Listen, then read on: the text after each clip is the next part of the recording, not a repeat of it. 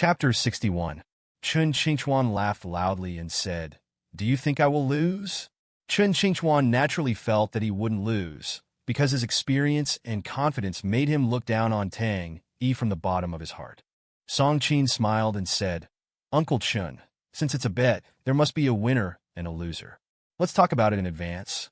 In order for this bet to be effective, we only want the 3 souls herb, right?" This. Chun Qingchuan was stunned. The 3 souls herb was very important to him. How could he use it so easily for a bet? But if he didn't bet today, he might lose face in front of the younger generation and be looked down upon by others in the future. Chun Qingchuan was confident in his superb medical skills and his mastery of medicinal herbs over the years. He didn't believe that a mere kid could really beat him. Chun Qingchuan snorted coldly and said, "Let's bet then. If I lose, I will not only bring the 3 souls herb to your door, but I will also personally apologize to this kid. But if you lose, girl, don't blame me for being ruthless. Even if your grandfather were betting with me today, I wouldn't show any mercy." When Song Qin heard this, she immediately felt hopeful. "Uncle Chun, since we are betting, we naturally shouldn't be concerned about relationships. And I also believe that we will not necessarily lose, and you will not necessarily win. I just hope that Uncle Chun will not go back on his word." At this time, a teenager beside Chun Qingchuan said, "Our Qin family has always been true to our word when betting. We are as good as our word. How could we lose the face of our Qin family because of this junior?" "Don't worry, Miss Song." Song Qin nodded. "The Qin family's reputation is naturally very good. Even I have admired Uncle Qin's morality since I was a child." "Okay, don't flatter me anymore. Since it's a bet, there must be a time limit, right?" Chun Qingchuan said directly. "Time?" Song Qin didn't know what to do for a while. She understood that the reason why she had bet with Chun Qingchuan was entirely to protect Tang E. But this time was not up to her to decide. She looked at Tang E behind her. For a time, everyone's eyes turned to him. After a long time, Tang E finally spoke. 3 days. As soon as these words came out, everyone in the room was dumbfounded. This kid is crazy. He actually set a time limit of only 3 days. He doesn't even have enough time to run away in 3 days. Yet he still dares to boast here. If he said 1 month or 2 months, I might believe him. But now Elder Chun is completely unharmed in front of us. It's impossible for him to suddenly get seriously ill in 3 days. No, it's not impossible. Such nonsense is completely impossible. Everyone stared at Tang E in a daze. This kid who dared to set a time limit was really ignorant of death. If Miss Song hadn't been here today, everyone would have wanted to go up and slap this kid twice. He dared to say such rebellious words. They thought that Chun Qingchuan would be furious, but suddenly a calm laugh came from the room. 3 days it is, kid. You set this yourself. Young people are arrogant and rude, but one day you will pay the price. But at your age, this price is enough to make you unable to turn over for the rest of your life. All right, today's gathering ends here. I have something else to do, so I'll take my leave first." Chun Qingchuan didn't want to stay here any longer. He came to Song Qinling's side and said in a low voice, "After 3 days, prepare the Ninggu jade pendant. I will come to get it myself." After saying that, Chun Qingchuan left under the escort of a group of people from the Qin family. Watching the car go far away, Song Qin stood beside Tang E. She had thought that Tang E would be frowning and thinking hard at this moment. But when she looked up, Tang Yi's face was calm, and he exuded a relaxed demeanor. It seemed that all this was within his plan. "Master Tang, what should we do in these 3 days?" She thought that Tang E would have his own plan, but Tang E just smiled faintly. "You don't need to do anything in these 3 days. After 3 days, I believe he will come to us on his own initiative." "Ah!" Song Qin frowned and looked puzzled. On the other side, at the general meeting of the Green Dragon Gang, an underground organization entrenched in Hangzhou, their leader was Master Ma. Master Ma's identity was not simple. For so many years, the Song family had encountered various troubles, and Master Ma had a hand in them.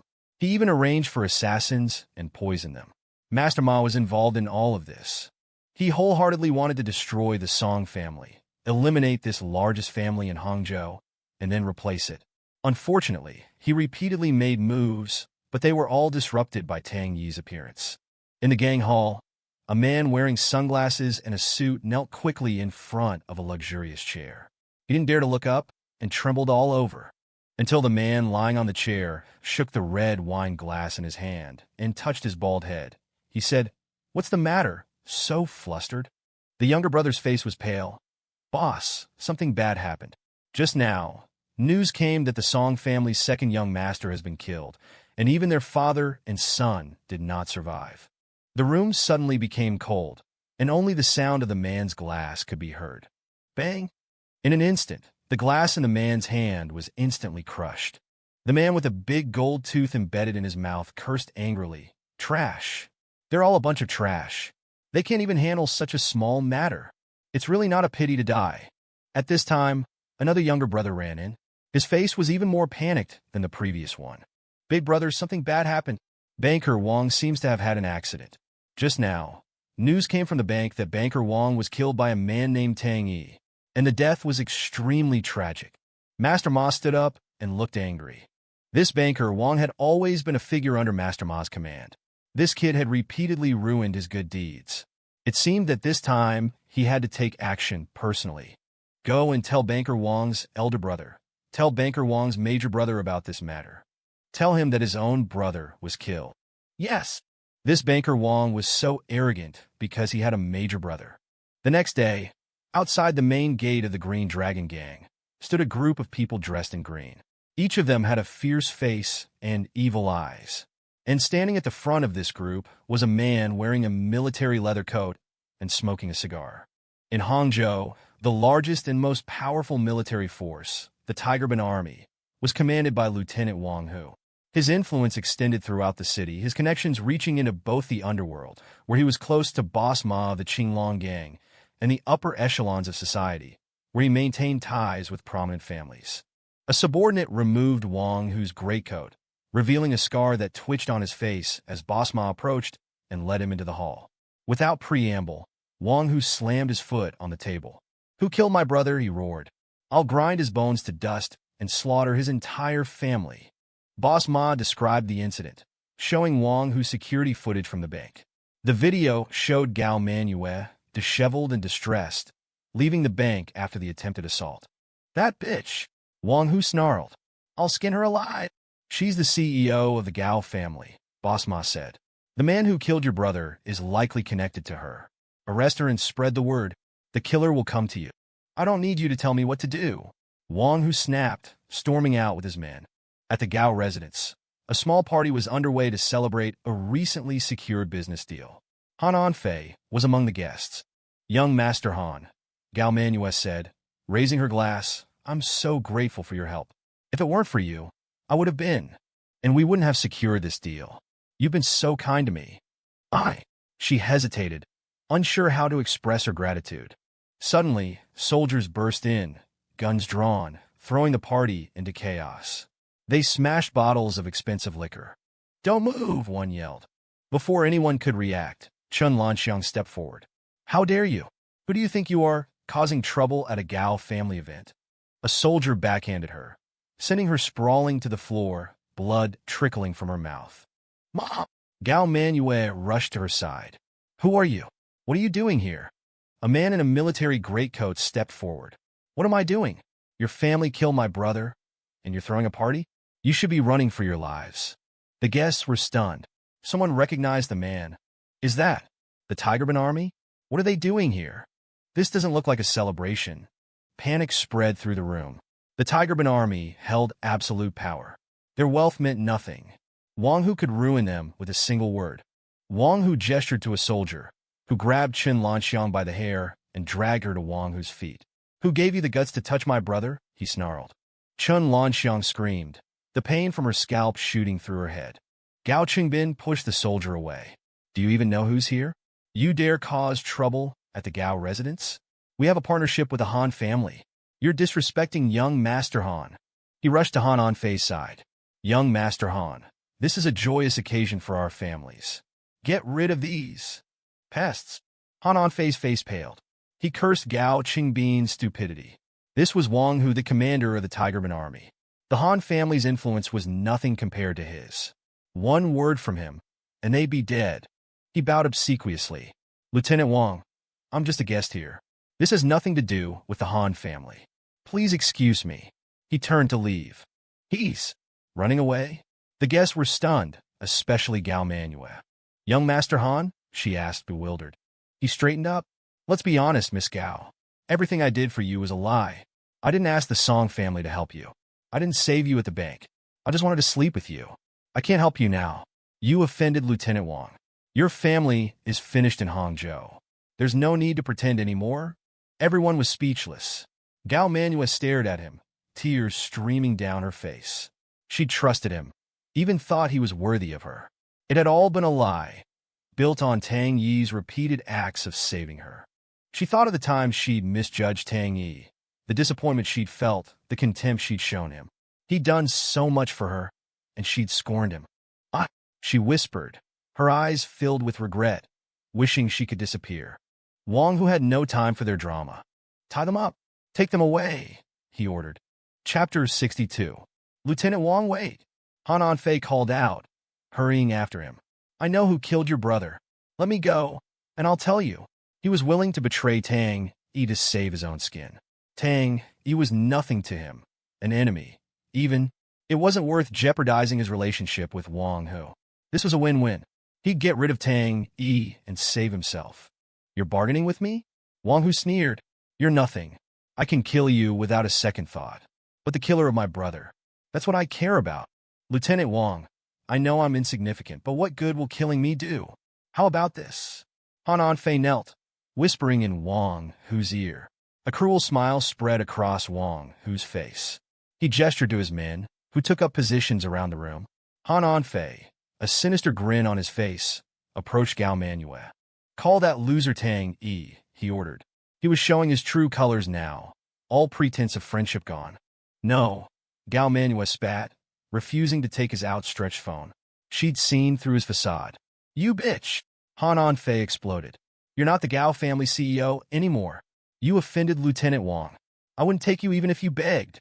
Now call that loser. Maybe Lieutenant Wang will be merciful and spare your life. Gao Manyue glared at him, disgust filling her eyes. She spat in his face. Never. Slap. Han Anfei's hand cracked across her face, sending her sprawling to the floor. He hadn't held back. The once powerful Son now lay there, clutching her bruised cheek, her eyes blazing with hatred. Call him, Han Anfei yelled, or I'll beat you to death. You bastard. Chun Lanxiang shrieked, scrambling to her feet. I trusted you. How dare you hit my daughter? She clawed at his face like a madwoman. You're asking for it? Old hat. He kicked her in the stomach, sending her reeling back. He spat at her, wiping the scratches from his face. Enough! Wang Hu bellowed, taking an M416 from a soldier and approaching Gao Manyue. He raised the gun and fired a burst into the air. Ah! The guests screamed, covering their heads and cowering on the floor. Gao Manyue's face paled. Even she knew the power of a bullet. How would that feel? Wang Hu asked calmly, lodged in your body. You have two choices. Call Tang E and tell him to come here. Then I'll let your family go. Or, he pointed the gun at her. Gao Manyue hesitated. She felt guilty about betraying Tang E, but if she didn't, he'd kill her. Bang! Before she could decide, he fired. Gao Qingbin screamed, clutching his leg, which was now bleeding profusely. Sister, call him. This has nothing to do with us. He'll kill me. Chun Lanxiang rushed to Gao Manyue's side. Daughter, he's our only son. Don't let him die. Overwhelmed, Gao Manyue reached for her phone, but Han Anfei snatched it and handed it to Wang Hu, who immediately dialed Tang Yi's number. The phone rang and rang, then went to voicemail. Damn it, why isn't he answering? Wang Hu roared. How would I know? Gao Manyue retorted. We're divorced. He hasn't answered my calls in ages. We have nothing to do with each other. You came to the wrong place. Slap. Wang Hu backhanded her, drawing blood. He hated defiant women. You call him. If you can't reach him, your entire family will die with my brother. He threw the phone at her, his men aiming their guns at the guests. If she disobeyed, he'd kill them all, and he had the power to do it. As commander of the city's military, he could easily accuse the Gao family of treason and execute them without consequence. Daughter, just call him. Chun Lanxiang pleaded. I don't want to die. Sister, Tang E has nothing to do with us. Don't drag us down with you, Gao Chengbin cried. Chapter 64. Just now, at the moment before Wang Hu pulled the trigger, Tang E made his move with lightning speed, snatching the pistol from Wang Hu's hand. Wang Hu's eyes widened, staring at the gun pressed against his forehead. He was momentarily flustered. He had held the gun so steadily just a moment ago, but it had been snatched away in an instant. Was this something a normal person could do? You. Wang Hu was utterly stunned. Tang E said calmly, you are a second lieutenant of Hangzhou. It's truly Hangzhou's greatest tragedy to have someone like you protecting it. You can't even hold your own gun steady. I think you should step down as soon as possible. When I came over, I noticed that the dogs by the roadside would do a better job of guarding the gate than you. Someone like you, death is not enough of a pity. The cold barrel of the gun pressed against Wang Hu's forehead. Everyone was also amazed. This kid, Tang E, was really something. He actually managed to snatch the gun from Second Lieutenant Wang's hand. Gao Manyue was even more shocked. All the soldiers present were stunned for a moment. They raised their guns and aimed at Tang Yi's back, threatening him. Kid, do you dare to shoot? If you dare to shoot, these people behind you will kill you instantly. If you dare to touch me, even your woman will be shot dead. Don't think that just because you say you don't care, you can watch her die. Wang Hu said with a ferocious expression. He seemed not afraid of death, nor was he afraid of taking Tang E down with him. As long as this brat dared to shoot, 50 or 60 people would die with him in the next second. He was certain that Tang E would never do that. Tang E smiled coldly and pulled the trigger. Bang! With the sound of gunfire, everyone's hearts were caught in their throats. This kid really dared to shoot. Did he not want to live? Damn it, this idiot Tang E, he doesn't want to live, but we do. Han Fei even cursed. Damn you, Tang E, if you want to die, don't drag us down with you. Everyone was so scared that they huddled together. The soldiers were also so frightened that they couldn't move, and they couldn't even hold their guns steady. Wang Hu's legs were trembling, his heart was racing, and his face was panicked. Second Lieutenant Wang, why are you so scared? When I took your gun, I already removed the bullets. I don't want to end up in a lose-lose situation. As long as you let them go today, I'll let bygones be bygones. After all, you're still the second lieutenant of Hangzhou. If I kill you, I'd feel a bit bad. Tang E spoke lightly, as if Second Lieutenant Wang's life was worthless in his eyes. Second Lieutenant Wang's face flushed with anger, but he immediately said, Kid, you had the chance to kill me just now, and even the chance to get out of here. Unfortunately, you were ultimately ruined by your own arrogance. Now there are so many people and so many guns, all pointed at you. As long as I give the order, you will be immediately riddled with bullets. Tang E sneered. Do you think these people can deal with me? What do you mean? Second Lieutenant Wang laughed. His Tiger Roar army was the most powerful, best equipped, and elite unit in the entire city of Hangzhou. They had once fought their way through a bloody path, all of them veterans of the battlefield, each one an elite among elites. What could Tang E prove with that one gun snatch just now? Now, the one with the advantage was not someone else, not Tang E, but himself. Fire! Wang Hu turned his back, ready to enjoy the sound of gunfire. When he turned around, he would surely see Tang Yi's bloody and mangled body. But all he heard was a gasp from the soldiers. When Wang Hu turned around again, he found that Tang Yi had not been shot to pieces, and had even disappeared from his original spot. Where is he? All the soldiers also shook their heads blankly. The next second, Tang Yi appeared beside Gao Manyue. Two unconscious soldiers lay beside him. Tang Yi was holding the rope that had bound Gao Manyue. Gao Manyue stood behind Tang Yi. In that instant, Tang Yi had come to Gao Manyue's side and rescued her. This astonishing speed shocked everyone. Wang, who was also stunned, unable to speak for a moment. How is that possible? The others were also startled. Gao Manyue frowned and said, Is it really you, Tang Yi? Shut up. I saved you only because I don't want innocent lives to be lost because of me. There is no other relationship. Tang Yi left Gao Manyue with a cold back. Tang Yi, you bastard, save us quickly. If it weren't for you, how would we have been beaten like this? Chun Lanxiang continued to scold Tang Yi. Tang Yi didn't want to pay attention to her now. His gaze was fixed on Wang Hu.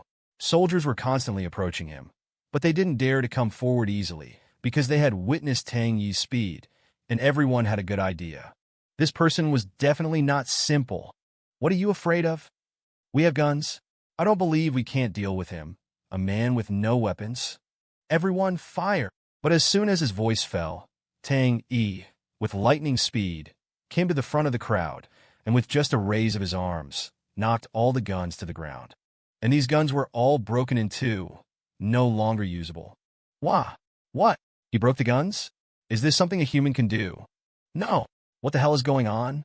All the soldiers were so scared that they retreated. They looked at Tang Yi's terrifying eyes, and their hearts were filled with fear. But Wang, who would not give up, he directly took out the second lieutenant's token. Anyone who dares to retreat a step will be shot immediately after returning. Hearing Wang Hu say this, the crowd dared to come forward. A few brave soldiers decided to test Tang Yi's strength.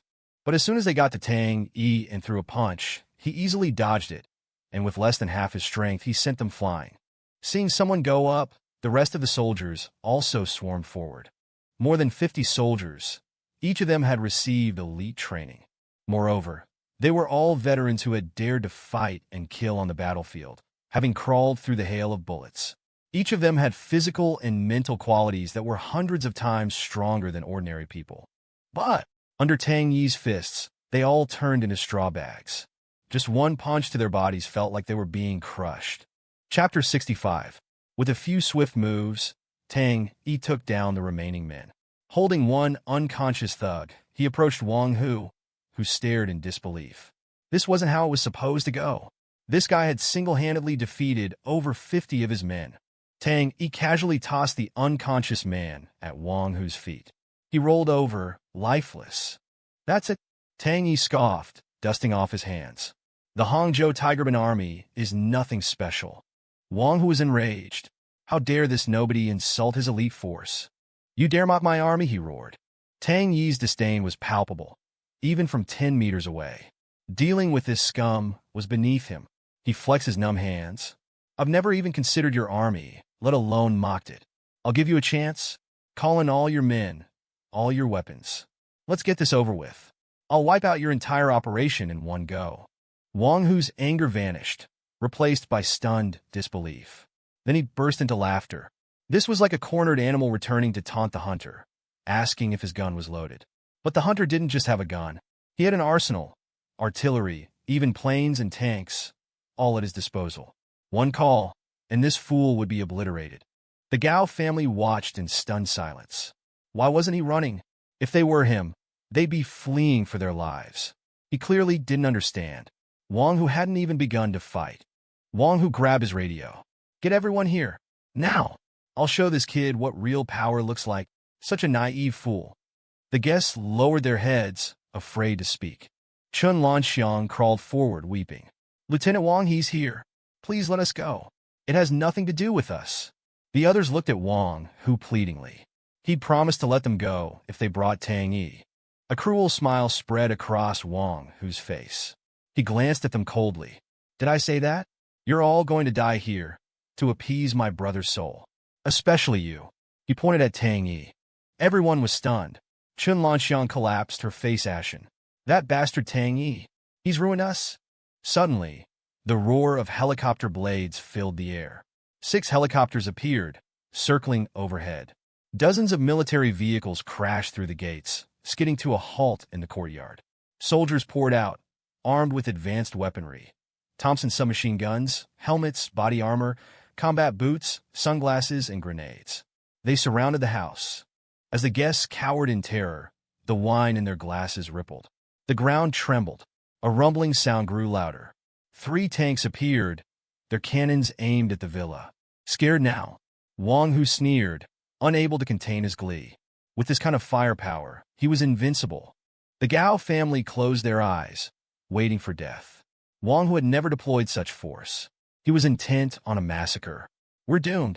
That bastard Tang Yi has killed us all. But then, Tang Yi chuckled and pulled a golden token from his pocket. A golden dragon, its scales gleaming in the setting sun. The golden dragon emerges, bringing blood and fire. Where it treads, no grass grows. 3 years fulfilled, the golden dragon ascends. He raised the token high. A golden light flashed, illuminating the courtyard. The air crackled with power. "Open your eyes and see whose men these are," he said. Wang Hu turned and saw that the soldiers, now clad in golden armor, had turned their guns on him. The Golden Dragon Guard? He collapsed, recognizing the ancient dragon carved on the token, its intricate claws, a symbol of immense power. The very air seemed to shift. He fumbled for his phone and called his grandfather, Wang Yuliang, the former lieutenant. "Grandpa, I've failed you. I won't be able to fulfill my filial duty." "What are you talking about?" his grandfather's voice boomed. Wang Hu, a towering man, knelt and sobbed. "Grandpa, don't avenge me. The Wang family will be fine without us. But if they return—" Bang! A single shot rang out. Silence. Wang Hu lay dead, a bullet hole in his forehead. Tang E held the smoking pistol, his eyes as cold as ice. Chapter 66. After eliminating Wang Hu, Tang E vanished from the Gao residence before anyone could understand what had happened. The tanks and helicopters retreated, leaving the Gao family stunned and bewildered. Gao Manyue, once she'd recovered from the shock, realized the danger had passed. Even the unconscious soldiers had been taken away. What? What happened? The chaos had been so sudden, the retreat so swift, that no one could comprehend what had transpired. Had Tang Yi been captured? Regardless, they were safe. They'd sacrificed Tang Yi, a worthless life, to save their family. As for Tang Yi, he was no longer their concern. 3 days later, Tang Yi sat by the window at Floating Cloud Manor, contemplating the golden dragon token in his hand. The intricate dragon claws symbolized immense power, but his eyes were filled with a darkness, a reluctance to wield it. He took a sip of tea as his phone rang. The number was unfamiliar. He frowned. Few people had his number. No one could access it without his permission, unless someone he knew had given it out. He thought of Song Qin. Only she would be so bold. "Hello, this is Tang Yi," he answered, his voice calm. He wasn't expecting anyone important. A weak, coughing voice came from the other end. "Master Tang, it's Chen Qingchuan." "Oh," Tang Yi said, intrigued. He knew what was coming. "Master Tang, I believe you now. My health. There's a serious problem. I woke up this morning with chest pains. I had a scan, and there's blood, just as you said. Please, Master Tang, come to the Holy Dragon Club and save me. I'll give you the 3 souls herb." Chen Qingchuan, usually arrogant, was now humbled. He knew, from his years of medical experience, that he was dying. If he didn't get help soon, he wouldn't last much longer. He hated begging, especially someone like Tang Yi, but he was desperate. Silence met his plea. He began to panic. Was Master Tang angry? Had his earlier arrogance offended him? Was he considered unworthy of being saved? "Master Tang," he croaked, coughing violently. "Prepare the herbs I told you about," Tang Yi said finally. "I'll come and treat you, but I can't guarantee success. We're past the optimal time for treatment." From the coughing, he knew the blood had reached Chen Qingchuan's lungs. If he didn't get treatment soon, he'd lose consciousness from lack of oxygen. He couldn't guarantee a cure, so he'd set expectations beforehand, just in case. Chen Qingchuan's voice was weaker now, resigned. "I understand, Master Tang. I'm a physician myself. We can't always heal ourselves. I know my condition. I won't blame you if you can't cure me. Prepare the herbs. I'll be right there." He listed the ingredients, a complex formula requiring specific catalysts he'd need to prepare himself. Even with the recipe, Chen Qingchuan wouldn't know how to use it. Tang Yi hung up and hailed a cab. A large, bustling nightclub, owned by the Qinglong gang, was a popular hangout for Hangzhou's wealthy young men. Gao Qingbin, after being confined to the house for days following the incident with the military, was eager to let loose. He parked his BMW, a modest car compared to the luxury vehicles lining the street, Porsches, Ferraris, Lamborghinis. He took a deep breath, enjoying his newfound freedom. He was going to have some fun tonight. He sauntered inside and spotted a woman in a tight pink skirt, her makeup heavy, her figure curvaceous, standing by the bar. He twirled his car keys and approached her, slapping her playfully on the rear. "Zhang Jie, long time no see. Missed me?" "Gao Qingbin," she said, turning around with a smile. "I haven't seen you in ages." I've missed you so much. He reached for her, but a strong hand slammed him against the bar. You looking for trouble, punk? A gruff voice snarled. Touching my woman? I'll skin you alive. A man with dyed blonde hair, a cigarette dangling from his lips, stood behind Gao Qingbin, flanked by several thugs. Gao Qingbin, already on edge, grabbed a bottle and smashed it over the man's head. The blonde man, enraged, gestured to his men. Chapter 67. A taxi pulled up to the Holy Dragon Club. Tang Yi looked at the imposing building and sighed. No one had been able to cure this illness. Suddenly, the car door opened. A man in a green uniform with the club's logo on it greeted him respectfully. Master Tang, we've been expecting you. Master Chen has been waiting. Tang Yi nodded and got out of the car. Master Tang, please save my master. We thought it was a minor ailment, but he collapsed earlier. There's severe blood congestion in his chest, and we can't figure out what's wrong. Master Chen instructed us to treat you with the utmost respect. The man was Lu Sanxue, Chen Qingchuan's first disciple and his only true successor. He held the car door open for Tang E and even paid the fare. Please, Master Tang, this way. Tang E followed him inside. He suspected Chen Qingchuan was on the brink of death. The Holy Dragon Club was Hangzhou's largest medical establishment, housing the rarest herbs and medicines from all over the country. Countless pharmaceutical companies relied on it, and hospitals nationwide paid exorbitant fees for access to its resources. Chen Qingchuan's influence was vast. He hadn't disclosed his illness, knowing it would cause widespread panic. The club's main hall was opulent, practically dripping with gold. Lu Sanxue led Tang E to a private ward, filled with state-of-the-art medical equipment and rare herbs. Hundreds of people in green uniforms, Chen Qingchuan's disciples, stood outside. Tang E was unimpressed. So many disciples, and yet they were useless. What had Chen Qingchuan been teaching them? They looked at Tang E, their initial anticipation turning to disbelief. Such a young man? A master? They'd studied for years and achieved nothing. They were envious, even skeptical. Are the herbs I requested ready? Tang E asked. Yes, Master Tang.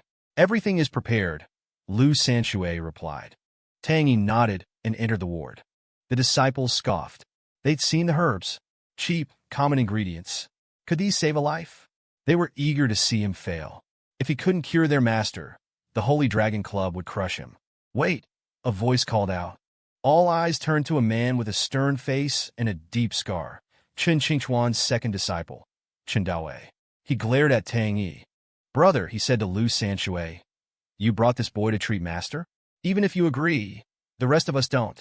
We can't let someone with no reputation, someone we're not even sure is a physician, treat our master. Are you insane? Chen Daowei judged people based on reputation, and Tang E was unknown in their circles. He wasn't mentioned in any medical texts, hadn't been endorsed by any renowned physicians. Even a hospital intern would be more credible. This was tantamount to murder. The other disciples murmured in agreement. Brother, are you sure Master asked for him? We've met so many of Master's colleagues, renowned physicians, and now, this nobody? It's unbelievable. Lu Sanxue's face flushed. He didn't know what to do. You're running out of time, Tang Yi said. If you want to save your master, you have less than 2 hours. The disciples scoffed. Still pretending? I checked Master's pulse, Chen Daowei sneered. He has at least 3 days. You're cursing him, aren't you? 3 days? Tang Yi chuckled, shaking his head. Chen Qingchuan should retire. His disciples are incompetent. If I were him, I'd give up and enjoy my old age. The disciples were enraged. Lu Sanxue, seeing the situation escalating, stepped in. Master personally called for Master Tang before he collapsed. Disobeying his wishes is disrespecting him. He's lying in there sick, and you're about to start a fight? Have you no shame? His face was dark with anger. As the eldest disciple, his words carried weight. The others fell silent. He glared at Chen Daowei. I know you're worried, but if you say another word, get out of the Holy Dragon Club. Chapter 68. Lu Sanxue's words carried weight. Respect for seniority was paramount at the Holy Dragon Club. The other disciples backed down, and even Chen Daowei fell silent. Lu Sanxue gave them a warning look, then turned to Tang E with a polite smile. Master Tang, this way, please. Tang E ignored him and walked straight into the ward, followed by several disciples. He sniffed the air, his eyes narrowing. Something's wrong, he said. I prescribed 3 liang of ginseng slices and 2 liang of nux vomica. Why is there extra? This could be fatal. The disciple's faces paled. He detected the discrepancy by smell alone? Nonsense, Chen Daowei scoffed. How can you be so sure? Maybe you made a mistake. Tang. He held up his phone. I record every prescription I give, in case someone tries to dispute it. He played the recording. It confirmed his prescription. The disciples fell silent, and even Chen Daowei looked ashamed. The disciple in charge of preparing the herbs reweighed the ingredients. Brother, there was extra, he admitted, but it's just for blood stasis. A little extra won't hurt. It's... Chen Daowei stammered, looking indignant. Tang, he almost laughed. How dare you call yourselves Chun Qingchuan's disciples? But then again, with your level of skill, you're doing him a favor. The disciples glared at him. Even if he was skilled, how dare he insult them like this? Who did he think he was? If he failed to cure Master Chen, they'd tear him apart. Tang Yi examined Chen Qingchuan. The blood stasis was extensive, spreading from his neck to his abdomen. He sighed. Serves him right. He took out his pouch of 12 silver needles. The first one gleamed with a faint light. The disciples gasped. Was that the legendary ice soul needle? Said to possess incredible healing properties, it could seal meridians, expel toxins, and even revive the dying. A single needle, inserted into the right acupoint, could grant immunity to all poisons and rejuvenate the body. And this young man had 12? They were priceless, each one worth billions at auction. Even the Holy Dragon Club didn't possess one. They looked at Tang Yi with newfound respect. Could he really be a miracle doctor? He inserted the first needle into Chen Qingchuan's chest with precision, the blood stasis seeming to freeze around it. A chill filled the room. The disciples watched in awe. Such powerful spiritual energy. He inserted 2 more needles, and black blood began to seep from the first one, Chen Qingchuan's chest regaining its normal color. They sighed in relief, their eyes filled with admiration. Such skill at such a young age. They felt a pang of jealousy. He's a true genius. But Chen Qingchuan remained unconscious. Start preparing the medicine. Tang Yi instructed Lu Sanxue. Low heat. Half an hour. Yes, Master Tang. The disciples hurried to prepare the medicine. Half an hour later, Lu Sanxue brought the decoction to Tang Yi, who sniffed it and nodded. He had Lu Sanxue help him prop up Chen Qingchuan and poured the medicine down his throat. Chen Qingchuan's complexion returned to normal, but he remained unconscious. Just then, the heart monitor flatlined. What the hell did you do? Chen Daowei roared, lunging at Tang Yi. He's dead. You killed him. He's not leaving here alive. He pulled out a switchblade. I knew you were a fraud. The other disciples, enraged, closed in on Tang Yi. Daowei, stop, a voice boomed. A figure shot up from the bed and grabbed Chen Daowei by the throat, lifting him off his feet. Master, you're alive? Chen Daowei stammered, his eyes wide.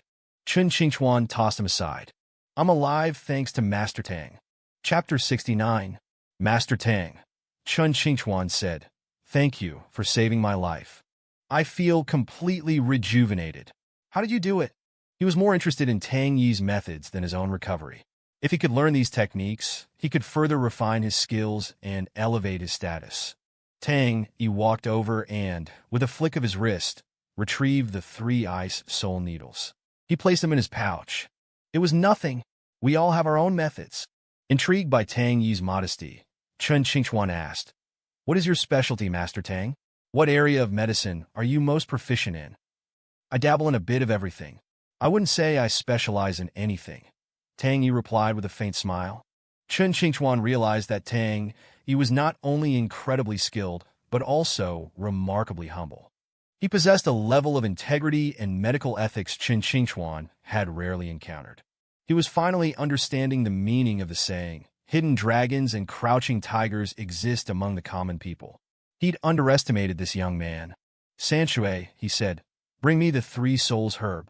I want to present it to Master Tang myself, and apologize for my earlier disrespect. He'd recovered remarkably quickly. He bowed deeply to Tang Yi. You may rise, Tang Yi said, accepting the gesture without comment. He felt it was Chen Qingchuan's duty. He hadn't saved him out of kindness, but for the herb. Just then his phone rang. It was Song Qin. Master Tang, she said, her voice laced with anxiety. The bet is over, and we haven't heard from Chen Qingchuan. What do we do? This bet was about more than just the Song family's reputation and the priceless Ninggu jade pendant. It was about Tang Yi. Before Tang Yi could answer, Chen Qingchuan said cheerfully, "Young lady, Master Tang won the bet. I concede. I've already given him the 3 souls herb." "You lost." Song Qin was surprised, but not entirely. She'd never doubted Tang Yi, but she hadn't been there to witness his victory. Chen Qingchuan sighed. "I'm getting old. I can't keep up with these young physicians. Perhaps it's time for me to retire." "You're not old, Uncle Chen. Tang Yi is just exceptional. Even my grandfather admires him." Tang Yi, who hadn't spoken yet, interrupted. "Is there anything else?" he asked Song Qin. "Since this is such a joyous occasion, how about a celebration?" she suggested. "What do you say, Uncle Chen?" Chen Qingchuan, a shrewd man, saw through her suggestion. She wanted to strengthen their ties and spend more time with Tang Yi, gleaning medical knowledge.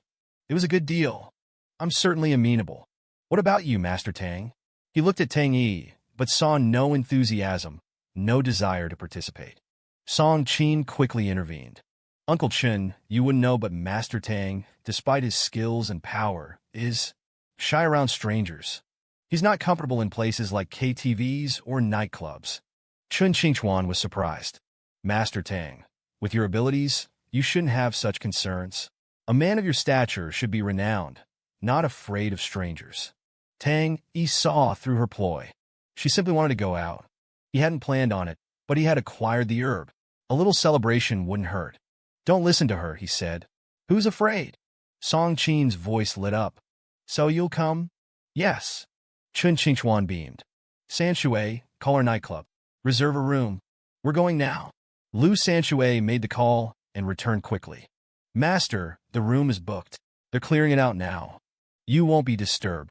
"Excellent." He turned to Tang Yi. "Master Tang, shall we?"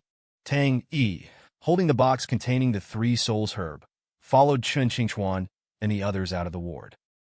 Back at the Gao residence, Gao Manyue's phone rang as she arrived home. It was her brother. Chapter 70. "Chungbin, where are you?" Gao Manyue began, but a sharp, authoritative female voice interrupted her. "You're his sister? I'm the owner of this club. Your brother caused trouble here, damaged our property. If he'd been polite and offered to pay, this would be over. But he's being difficult. I think there must be a problem with his upbringing. Since he gave me your number, come down here and sort this out. If you can't, we'll deal with your brother ourselves." Gao Manyue's mind raced. Nightclub, fight, compensation. This sounded like her brother. Knowing she was at fault, she sighed, a mixture of disappointment and exasperation with her brother. "Send me the address," she said. "I'll be right there." "How much does he owe?" She assumed it was a minor amount. Easily resolved, but the woman's next words shocked her. "Broken tables, chairs, several bottles of expensive liquor. Over 8 million yuan. And I haven't even added the cost of our injured staff, the lost business, or the emotional distress." She listed each item with relish. Gao Manyue realized she was being extorted. But with her brother in their hands, she couldn't afford to be confrontational. She hung up, suppressing her anger, and hurried inside the Gao residence. "Mom," she called out, "we have to go. Chungbin got into a fight. It's serious. He could be killed." She was so frantic she didn't notice the man sitting in the living room. He was handsome, well-dressed, and impeccably polite, but there was a calculating glint in his eyes. He watched Gao Manyue intently. "Wow, she's even more beautiful than the socialites I've met." "Hello," he said, standing and buttoning his jacket. "I'm Su Bing." Su, like the legendary Su Xian. Bing, like ice. He extended his hand. "Hello," Gao Manyue replied, barely glancing at him. "Mom, Chunbin's in trouble. He got into a fight, and they're demanding 8 million yuan. They'll kill him if we don't pay. I checked the address. This club, they're dangerous." Chun Lanxiang dropped her sunflower seeds. 8 million? What did that idiot do? Her mind raced. She had to protect her precious son's reputation. They're framing him. Those nightclub owners are all crooks, preying on young people. "Mom, we have to go." Gao Manyue snapped, her face grim. "We need to sort this out. We're not letting them extort us." "You're right. Let's go. Chun Lanxiang agreed. She never backed down from a fight, even when she was in the wrong. Su Bing saw an opportunity. He could use his connections to resolve this situation, earning Gao Manyue's gratitude, perhaps even her affection. It would make his pursuit much easier. He wouldn't miss this chance. Madam, let me come with you, he offered with a smile. Mr. Su, Gao Manyue said, this is a family matter. Nonsense, Chun Lanxiang interrupted. Mr. Su is being kind. How can you refuse? With him here, no one will dare to cheat us. She puffed out her chest, as if she were Su Bing's mother, and ushered them both out to the car. At the nightclub, several burly men held Gao Qingbin down. Broken glass and spilled liquor littered the floor. Every expensive bottle had been smashed. A woman in a tight red dress, a cigarette dangling from her lips, sat nearby. I wonder if your family can even afford this, she said, exhaling a plume of smoke. Chapter 71. Screw your overpriced booze. I wouldn't drink it even if it was free. That punk started the fight. Let me go. Gao Qingbin remained defiant, seemingly oblivious to any wrongdoing. The woman exhaled a plume of smoke. Her eyes narrowed. Thousands have caused trouble here. You're the first to be so arrogant. I've never seen anyone like you. If you don't pay, I'll chop off your fingers and feed you to the dogs. Gao Qingbin, finally realizing she wasn't joking, paled. Just then a Porsche pulled up outside. Gao Manyue rushed in, her eyes widening in horror at the scene. Broken glass, smashed furniture, her brother pinned to the floor. The woman spotted her. You're his sister? You see this mess? 8 million is a bargain. The liquor, the furniture, the lost business. Before Gao Manyue could speak, Chun Lanxiang pushed past her, pointing at the woman. What nonsense! This cheap booze isn't worth 8 million. I wouldn't drink it if you paid me. Now release my son, or we'll tear this place apart. The woman scoffed. I've heard of the Gao family. You're doing well, but you're nothing here. Even your CEO's sister. She looked at Gao Manyue. Would be working here as a hostess if she couldn't afford to pay. Gao Manyue's heart sank. She knew, from the woman's tone, that she wasn't bluffing. Chun Lanxiang fell silent, looking at her son with a mixture of fear and pleading, silently urging Gao Manyue to save him. The woman lit another cigarette. If you don't have money, don't act like a big shot. Don't cause trouble in my club. You'll regret it. This money is nothing to me, just a couple of days' earnings. But you messed with me, and I won't let you get away with it. Seeing Gao Manyue's distress, Su Bing saw his chance. He stepped forward and presented his business card. I'm Su Bing of the Su family. You might have heard of me. Your liquor might be considered high-end elsewhere, but in Hangzhou, it's nothing special. I'm sure you don't want to offend the Su family. Let's forget this whole thing, shall we? The woman hesitated. Who was this arrogant man? But then she saw the name on the card and realized who he was. The Su family had been all over the news lately. She knew he had influence. Besides, the liquor wasn't actually worth 8 million, just over 1 million a couple of days' earnings. She relented and gestured for her men to release Gao Qingbin. Seeing her back down, Gao Qingbin sneered, pushing the men aside. So, not so tough now, are you? Weren't you going to kill me? Come on. He taunted, glaring at her. I'm right here. Do something. With Su Bing backing him, he was even more arrogant than before. The Gao family had a new protector. I'll let the drink slide, but you'll pay for having your men attack me. You wanted 8 million for my sister? Now you're paying me 8 million, or I'll kill you. The woman's face darkened. She'd been willing to compromise, but now.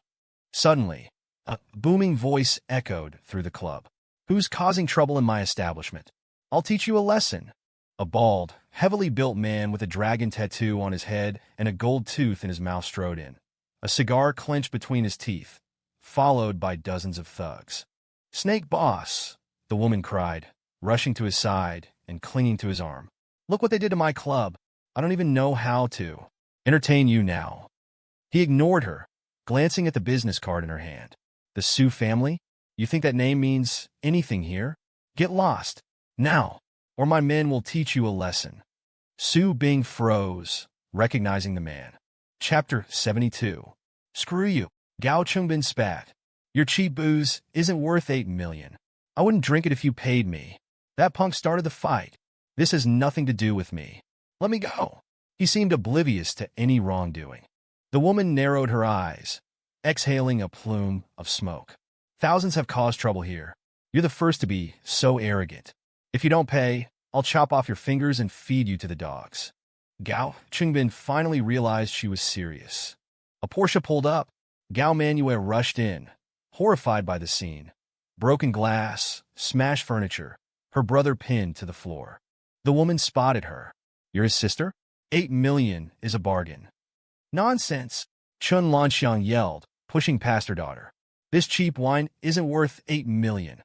Release my son, or we'll tear this place apart. The woman scoffed. I've heard of the Gao family. You're nothing here. Even your CEO's sister. She looked at Gao Manyue. Would be working here as a hostess if she couldn't pay. Gao Manyue's heart sank. The woman wasn't bluffing. Chun Lanxiang fell silent, looking at her son pleadingly. The woman lit a cigarette. If you're broke, don't act like a big shot. Don't cause trouble in my club. This money is nothing to me. But you messed with me. Su Bing saw his opportunity. He stepped forward, presenting his card. I'm Su Bing of the Su family. This liquor is nothing special. You don't want to offend us. Let's forget this.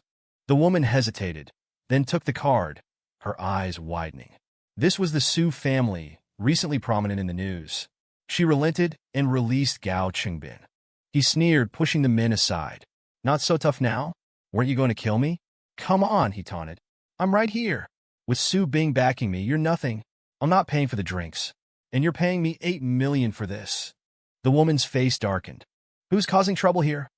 A booming voice roared. I'll teach you a lesson. A bald, heavily built man with a dragon tattoo and a gold tooth strode in, a cigar in his hand, followed by thugs. Snake boss, the woman cried, rushing to his side. Look what they did. I don't even know how to. He ignored her, glancing at the card. The Su family? You think that name impresses me? Get lost, or my men will. Su Bing froze, recognizing him as Snake Boss, a powerful figure in Hangzhou's underworld. He was someone the Su family couldn't afford to cross. You think you're a big shot? Snake Boss sneered, twirling 2 metal balls in his hand as he walked past Su Bing. He approached Gao Manyue, his eyes fixed on her. The Gao family? Causing trouble in my club? Don't you know who I am? Gao Chengbin yelled, still oblivious. I'm young Master Gao. This is Su Bing of the Su family. He can destroy you with a single word. Every word sent shivers down Su Bing's spine. Idiot. I shouldn't have come here. What was I thinking? Snake Boss chuckled. And do you know who I am? A thug brought him a chair. He sat down, twirling the metal balls, his face grim. I work for Uncle Dong. Uncle Dong. The name sent a chill through the room. He was a notorious figure in Hangzhou's underworld, even Snake Boss showing him deference. Gao Manyue closed her eyes, her face ashen, imagining herself begging on the streets, dancing in a nightclub. She glared at her brother. Snake Boss looked at Gao Manyue, a lecherous smile on his face. Spend the night with me, and I'll let you all go. You'll be in the news tomorrow. With my protection, no one will dare touch the Gao family. Refuse, and you're all finished. Your brother will be dog food. Gao Manyue was speechless. She couldn't bear the humiliation, but refusing meant the destruction of her family. Daughter, Chun Lanxiang wailed. You can't let our family be destroyed. Don't let them kill your brother. She favored her son above all else, even above Gao Manyue. Tears streamed down Gao Manyue's face. Just as she was about to agree, a crash echoed through the club. A beer bottle shattered against Snake Boss's head, blood gushing from the wound. Everyone turned to see Tang E standing at the entrance.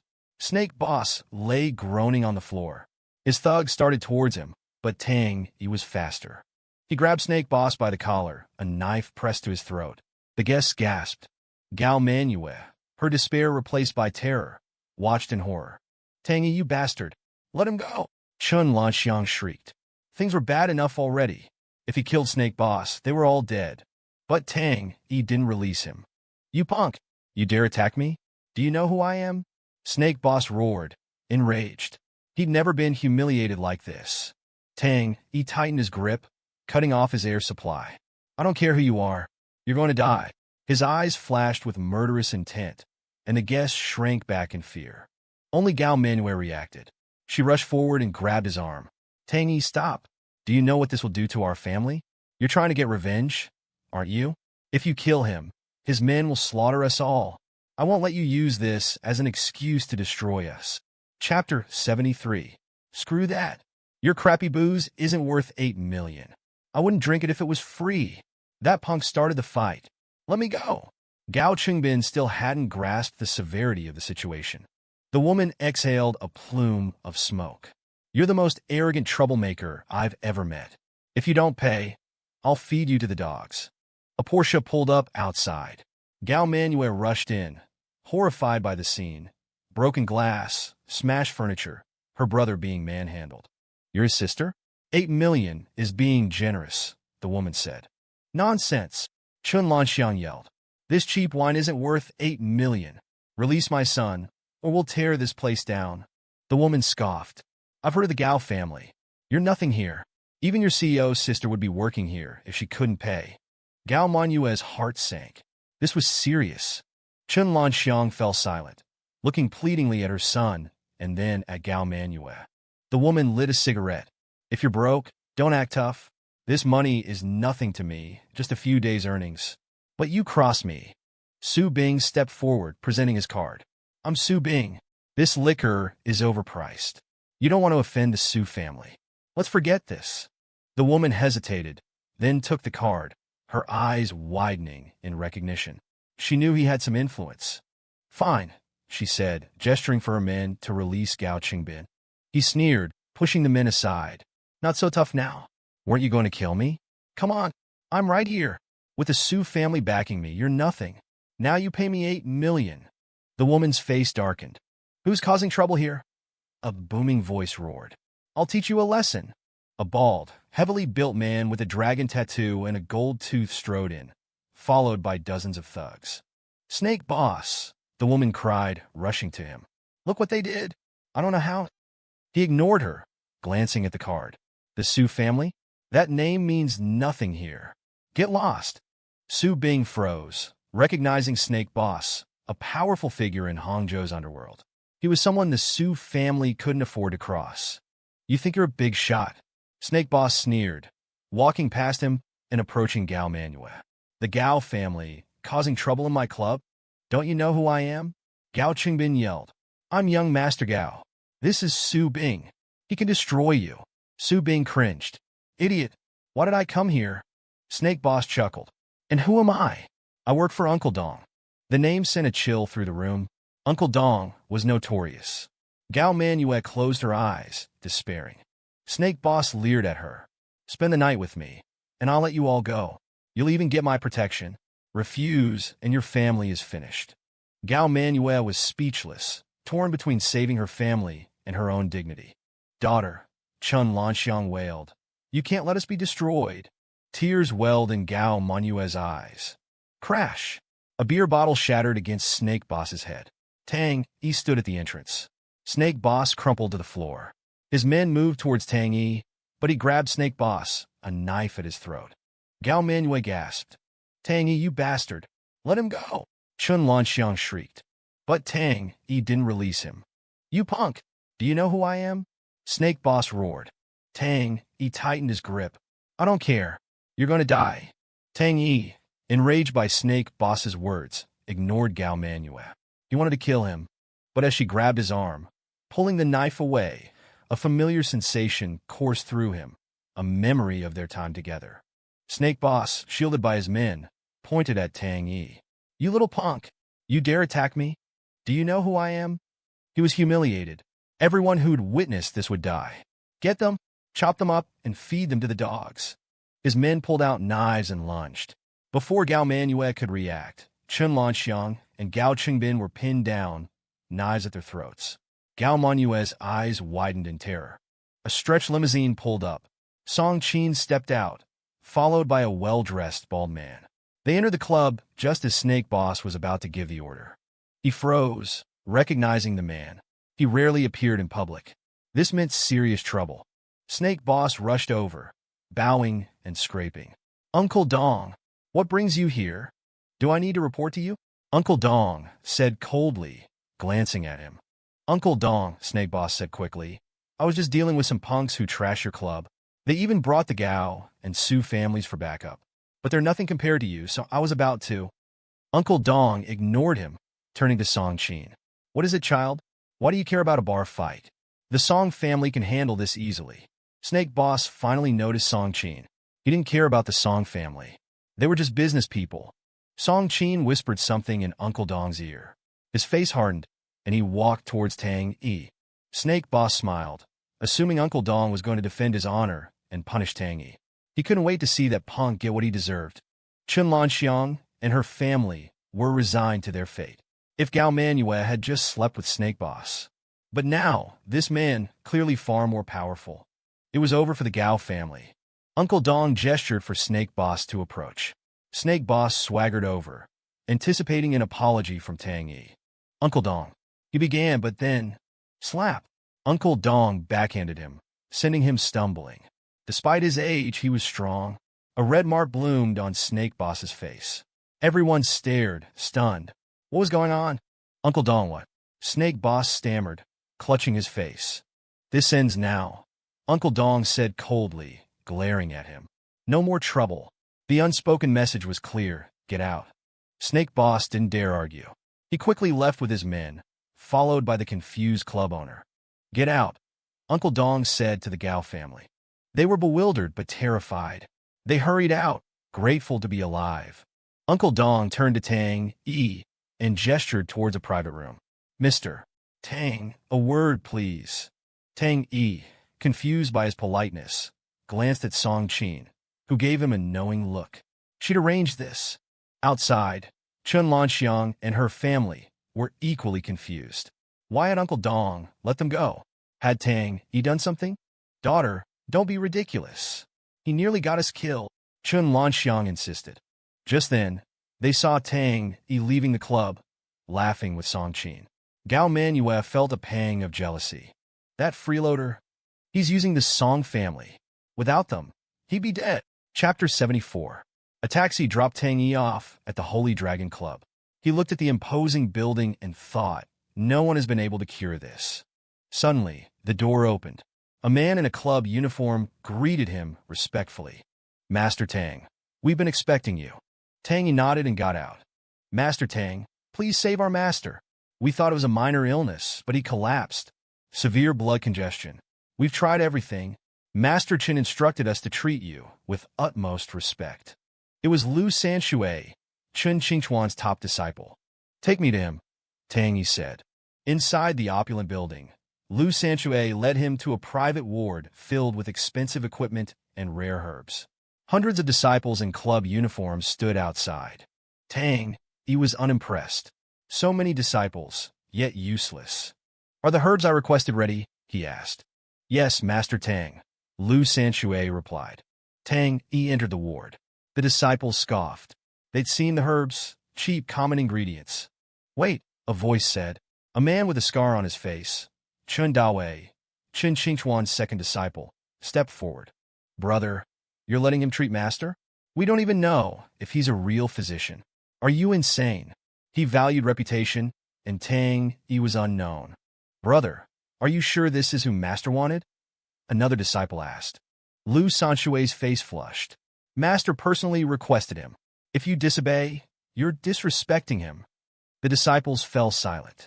He glared at Chindawe. Get out if you don't like it. Tang Yi sniffed the air.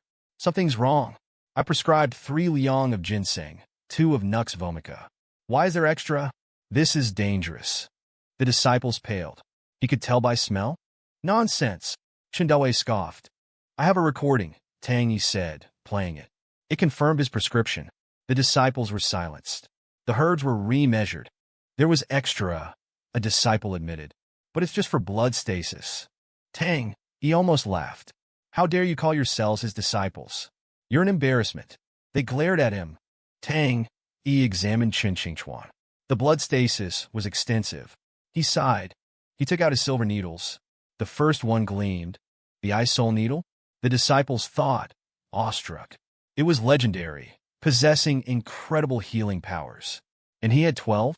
Even the Holy Dragon Club didn't have one. They looked at him with newfound respect. He inserted the needle. The blood stasis seemed to freeze. A chill filled the room. He inserted 2 more, and black blood began to seep out. They were amazed. Such skill.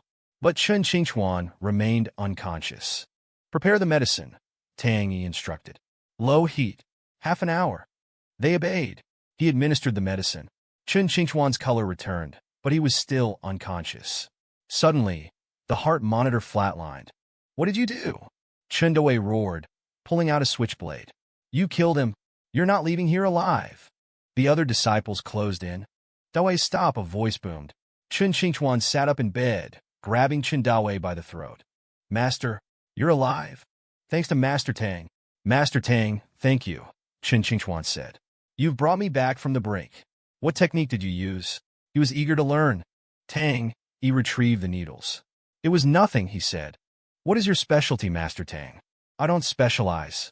Chen Qingchuan was impressed by his modesty and skill. He'd underestimated him. Sanshui, bring the 3 souls herb. I'll present it to Master Tang myself. He bowed deeply. Rise, Tang Yi said, accepting the gesture. His phone rang.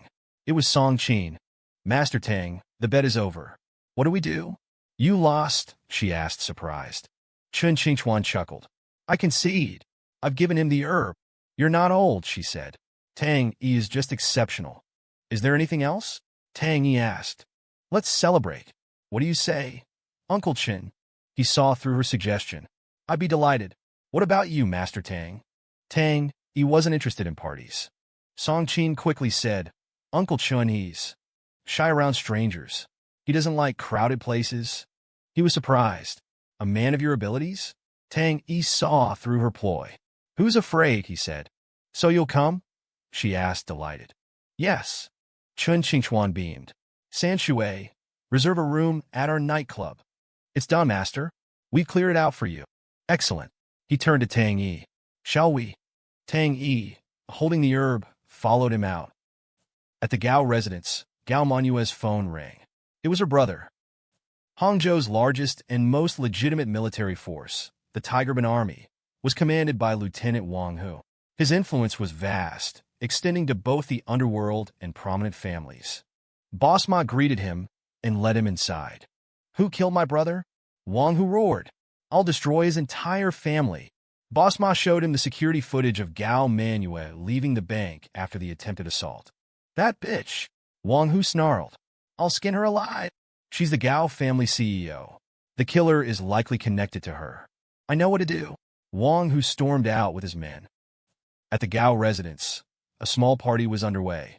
Young Master Han, Gao Manyue said, raising her glass, thank you for everything. Suddenly soldiers burst in, guns drawn, smashing everything. Don't move. How dare you? Chun Lanxiang yelled, but a soldier slapped her to the floor. Mom! Gao Manyue cried. Who are you? What are you doing? A man in a military greatcoat stepped forward. Your family killed my brother. Is that the Tigerman Army? Someone whispered, terrified. Wang Hu had Chun Lanxiang dragged to his feet. Who gave you the guts to touch my brother? Gao Qingbin pushed a soldier away. Do you know who's here? We have a partnership with the Han family. He turned to Han Anfei. Young Master Han, get rid of these pests. Han Anfei paled. This was Wang Hu. Lieutenant Wang, he stammered, bowing. I'm just a guest. This has nothing to do with me. He tried to leave. Young Master Han? Gao Manyue asked, bewildered. It was all a lie, Miss Gao, he said. I didn't help you. I just wanted to sleep with you. I can't save you now. You're finished. Everyone was stunned. Gao Manyue was heartbroken. She'd trusted him. It had all been a lie. Tears streamed down her face. Tie them up, Wang Hu ordered. Lieutenant, wait. Han Anfei cried, rushing after him. I know who killed your brother. You're bargaining with me? You're nothing. But killing me won't bring him back. How about this? He whispered his plan. Wang Hu smiled cruelly and gestured to his men. Han Anfei approached Gao Manyue. Call Tang Yi. No, bitch, you're nothing now. Call him. She spat in his face. Never. He slapped her. Call him, or I'll kill you. You bastard. Chun Lanxiang shrieked, attacking him, but he kicked her away. Enough! Wang Hu yelled, firing his gun into the air. Everyone screamed. He pointed the gun at Gao Manyue. Call him, or... He shot Gao Qingbin in the leg. Sister, call him. Daughter, he's our only son. She reached for her phone, but Han Anfei grabbed it and gave it to Wang Hu, who dialed. It went to voicemail. Damn it, we're divorced. He doesn't answer my calls. He slapped her. You call him, or you all die. Just call him. Chun Lanxiang cried. I don't want to die. He has nothing to do with us. Gao Qingbin sobbed. Chapter 75. He had originally thought that with his imposing manner, he could completely suppress Tang E from top to bottom, even instilling fear in him. But to his surprise, Tang E didn't seem to take his words seriously. 8 extremities fists, a style that trades blow for blow, harming the enemy 1,000 while injuring yourself 800. You're actually proud to show off this kind of fist technique. Old man, as the saying goes, don't force what can't be forced.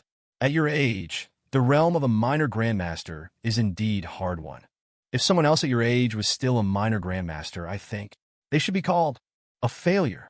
Tang E said with lowered eyes and a faint smile. The old man frowned. The eyes seemingly suppressed by his eyebrows opened, but they were very small, narrowed into slits. He forced himself to remain calm and said, Brat, do you think you've seen the real 8 extremities fists? This set of fist techniques has long been greatly improved. What you said about harming the enemy 1,000 while injuring yourself 800, that was decades ago. It seems that you are still young when it comes to the affairs of the martial world, and you don't even know this little bit of information.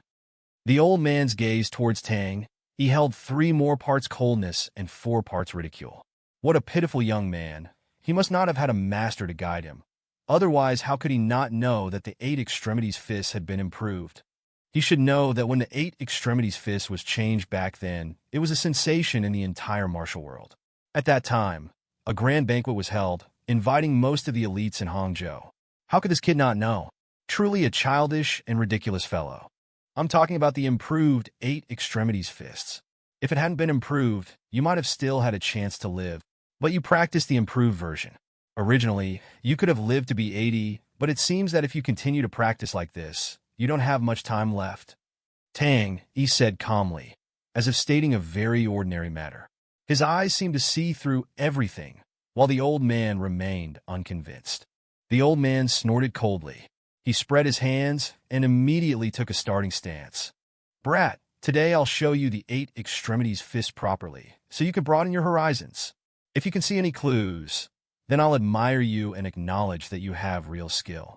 If you can't see anything, you'll take 3 of my punches today. How about that? The old man was very proud of his 8 extremities fists in his heart.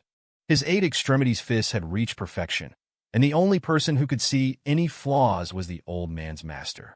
But the old man's master had passed away when the old man was young. In today's world, no one could understand his 8 extremities fists.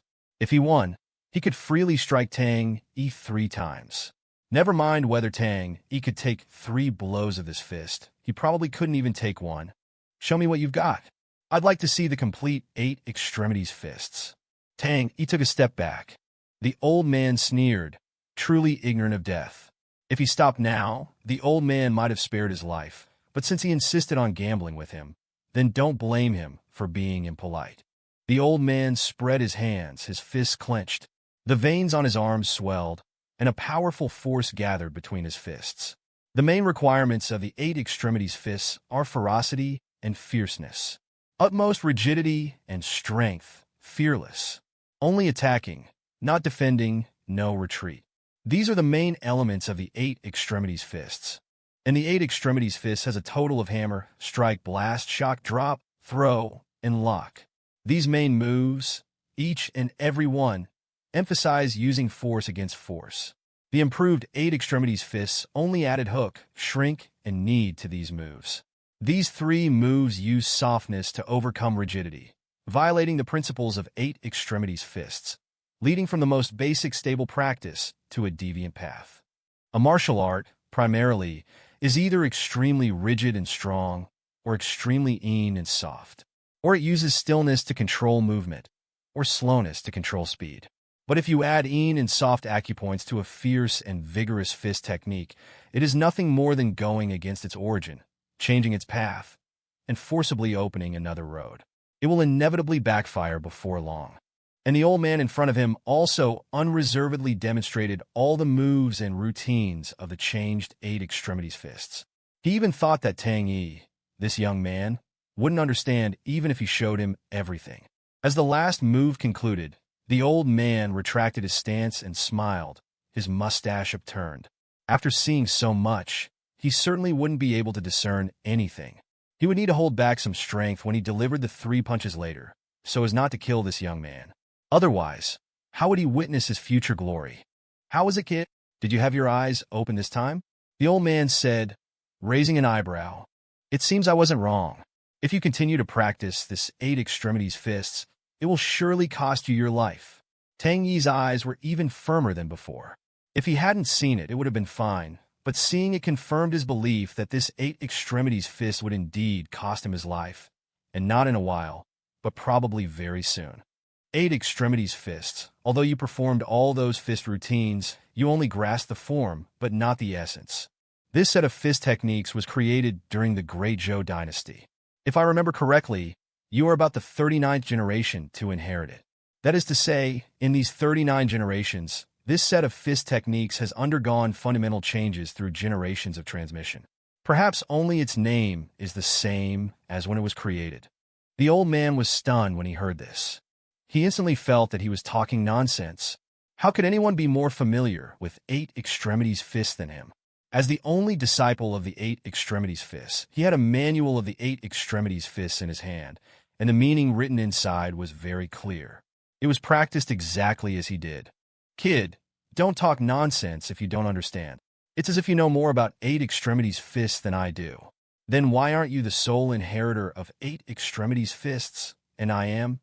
Tang E raised his eyes, his gaze full of disdain, and said, "That's because I simply didn't take a liking to 8 extremities fists. When this set of fist techniques was created, it was intended to break through to the ultimate fierce realm.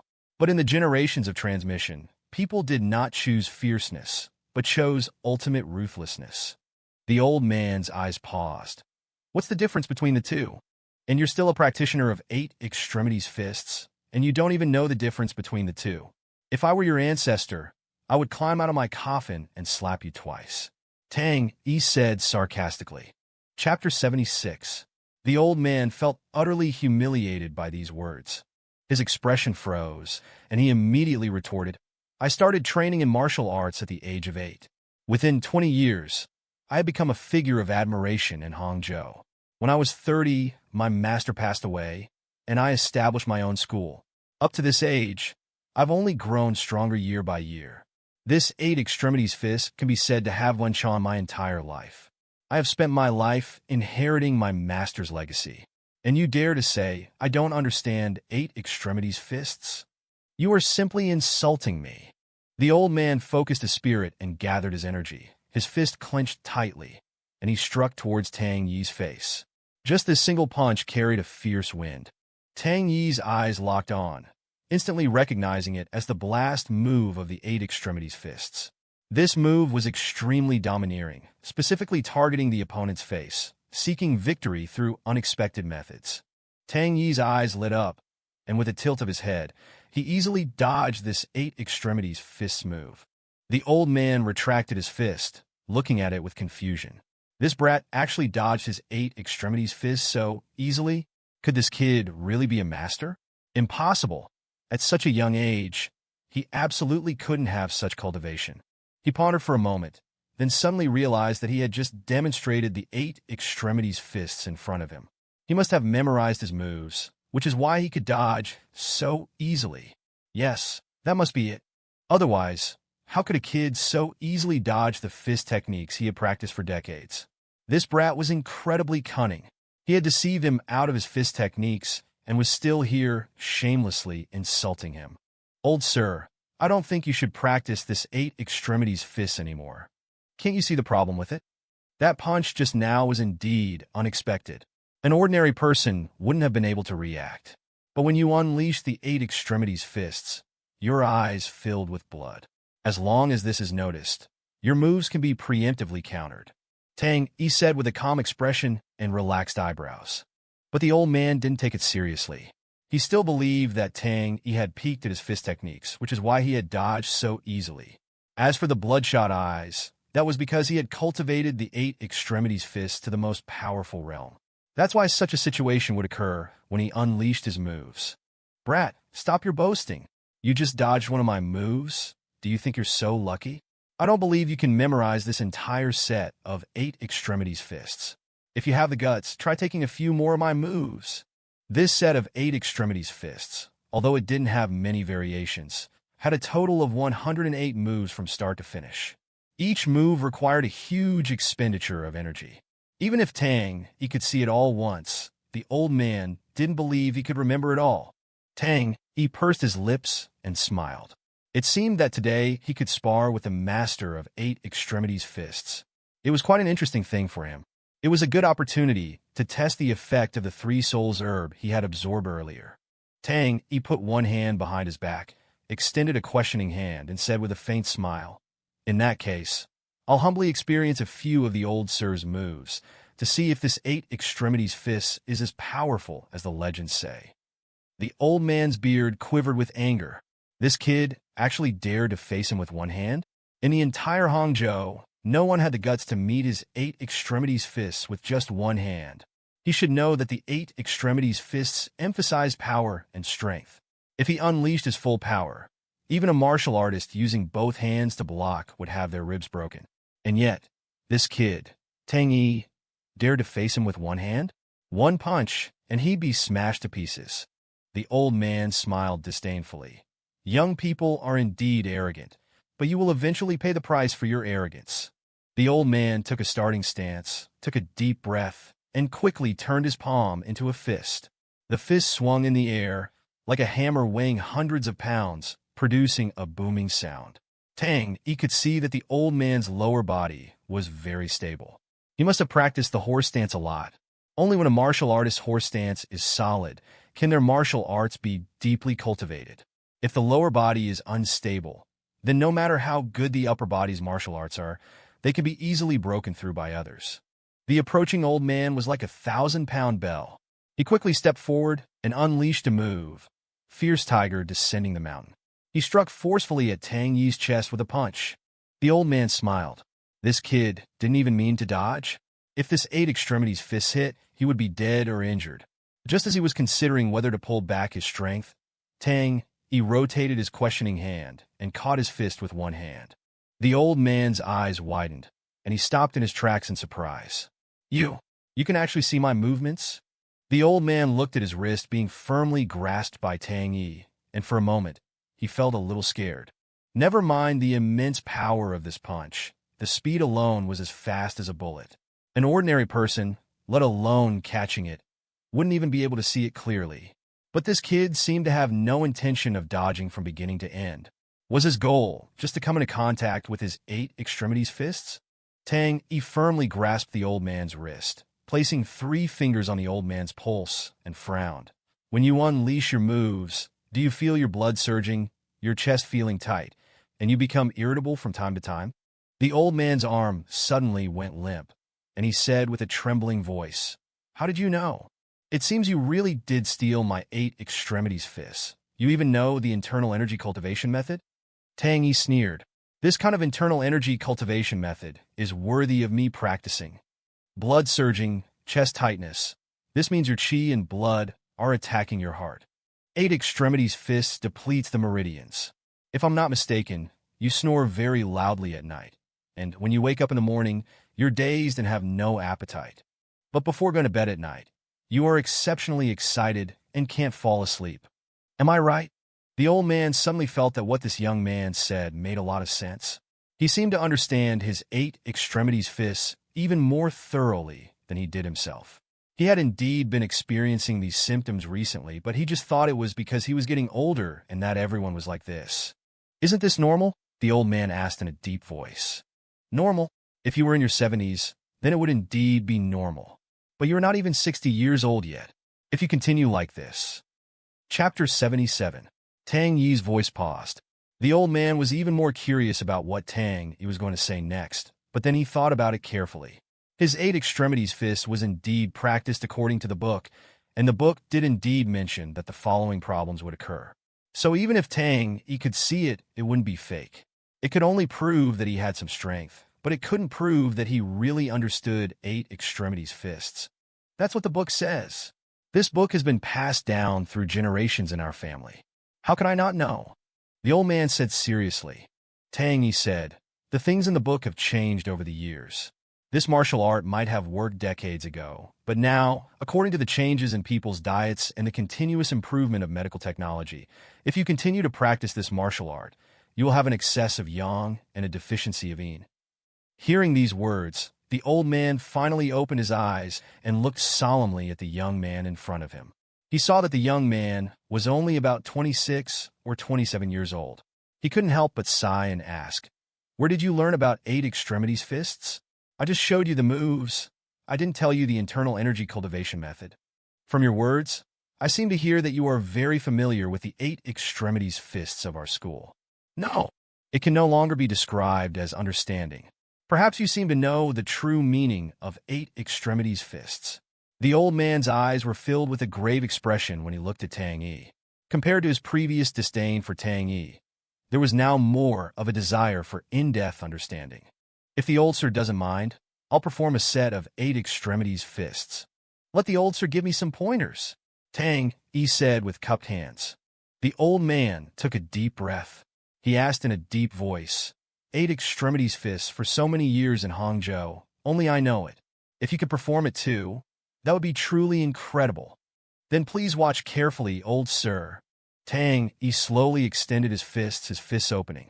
A powerful internal force flowed from the inside out, and a continuous stream of power flowed from the outside in.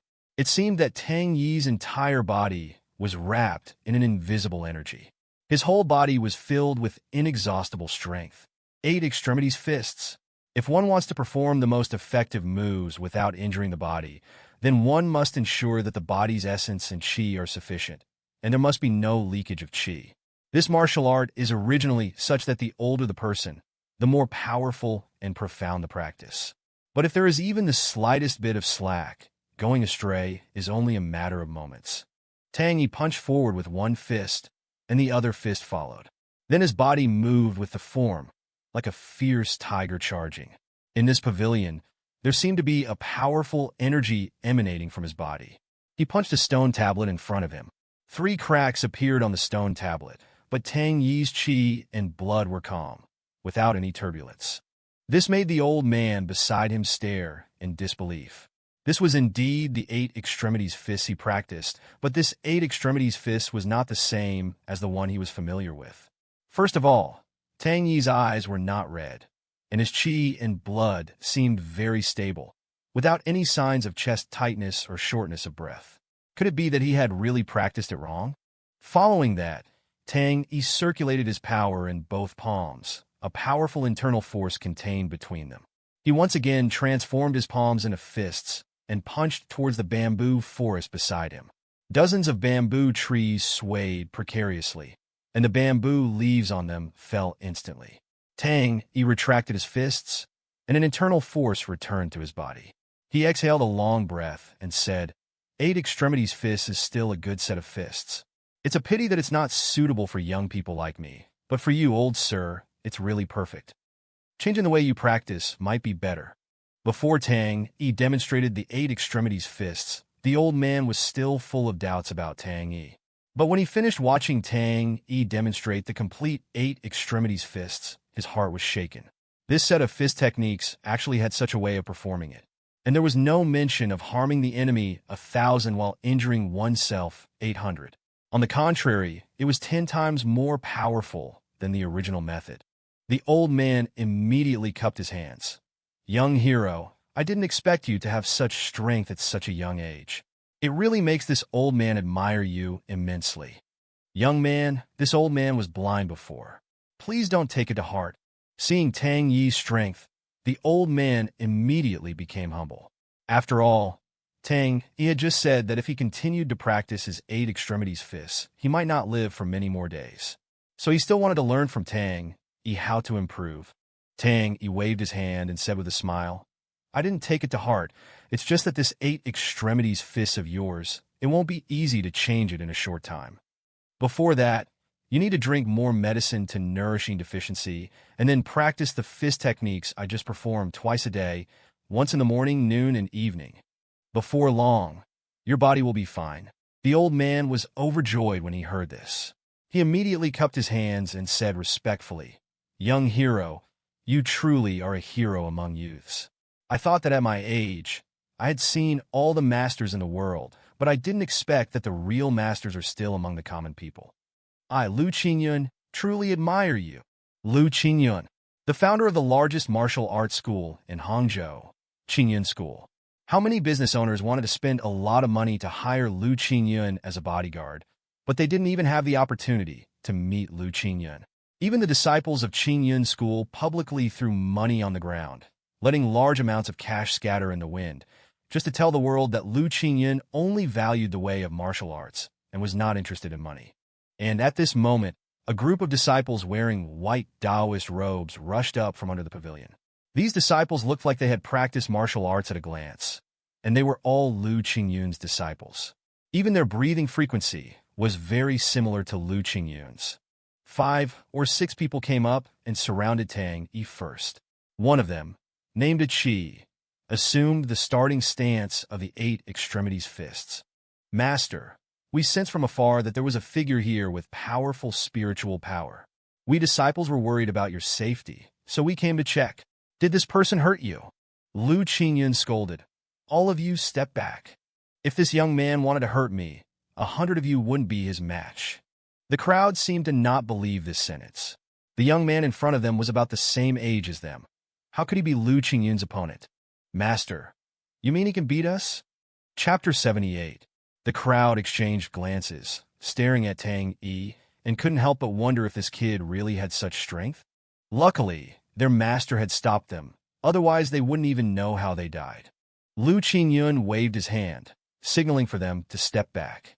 He said, "Young man, your fist techniques today have amazed me. I see that we are truly fated, and you have even given me some pointers. If you have any requests, just speak up."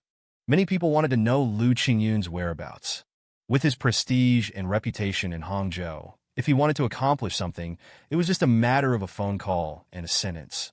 Therefore, many people wanted to ask for his help, but unfortunately, they didn't know his whereabouts. Even if they knew his whereabouts, Lu Qingyun wouldn't necessarily help, because for him, people who were not necessary were a burden. Today, he had received guidance from Tang Yi, and he wouldn't take it for free. Seeing that Tang Yi was so young, he must have a request for him, which is why he deliberately practiced his fist here to attract his attention. Unexpectedly, Tang Yi said expressionlessly, "Old sir, you're overthinking. I taught you only because I didn't want you to die so early. Seeing that you have this martial art is not easy, and I don't want the 8 extremities fist to disappear." Lu Qingyun opened his eyes and asked, "Could it be? You weren't waiting for me here on purpose?" "No."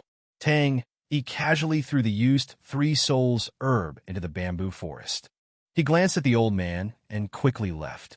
Watching Tang Yi's back as he descended the stairs, Lu Qingyun couldn't help but think, at such a young age, not for fame, not for profit, only to save my life, he passed on such divine skills to me. It seems that he is the true grandmaster of this generation. Song family. Song Qin had just hung up the phone with old Master Song. She put the phone on the desk, laid back in her chair, faced the ceiling, and exhaled. "Xiaolin." Song Qin called out expressionlessly. A woman in a work uniform entered from outside the door, also Song Qin's secretary. "President Song? What's up?" Xiaolin smiled. "Book a private room at the Dingxing building. I'm going to host a dinner for people from the military tonight," Song Qin said. "Military?" Xiaolin's expression was surprised. "President Song, we usually have no connection with the military. Even if there is, it's always old master who handles it. Why are you?" The matters of the military had always been handled by old Master Song before this. Most of the military's expenses were also covered by the Song family. The relationship between the two had been very good for so many years, and it could be said that they had achieved mutual success.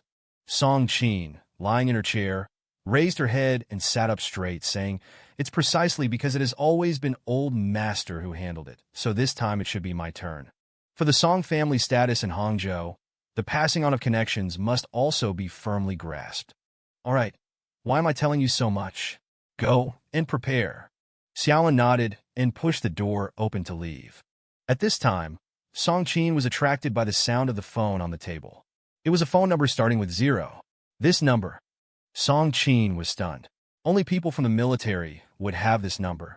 She didn't dare to neglect it, immediately picked it up, and answered. Hello, Governor Zhu. I've already made arrangements. We'll meet at the Dingsheng building tonight. The Dingsheng building was the best restaurant in Hangzhou. In order to express her sincerity for this banquet, she chose this place. Miss Song, you've gone to great expense. Why go to so much trouble? What's the difference between your home and mine? The voice on the other end of the phone said with a smile. Song Qin always felt that there was something hidden in these words, but for the sake of cooperation, she didn't think much about it. She immediately smiled and replied, How can that be? The cooking at home is not enough to entertain a big shot like you. I even think that entertaining you at the Dingsheng building, the best hotel in Hangzhou, is doing you an injustice.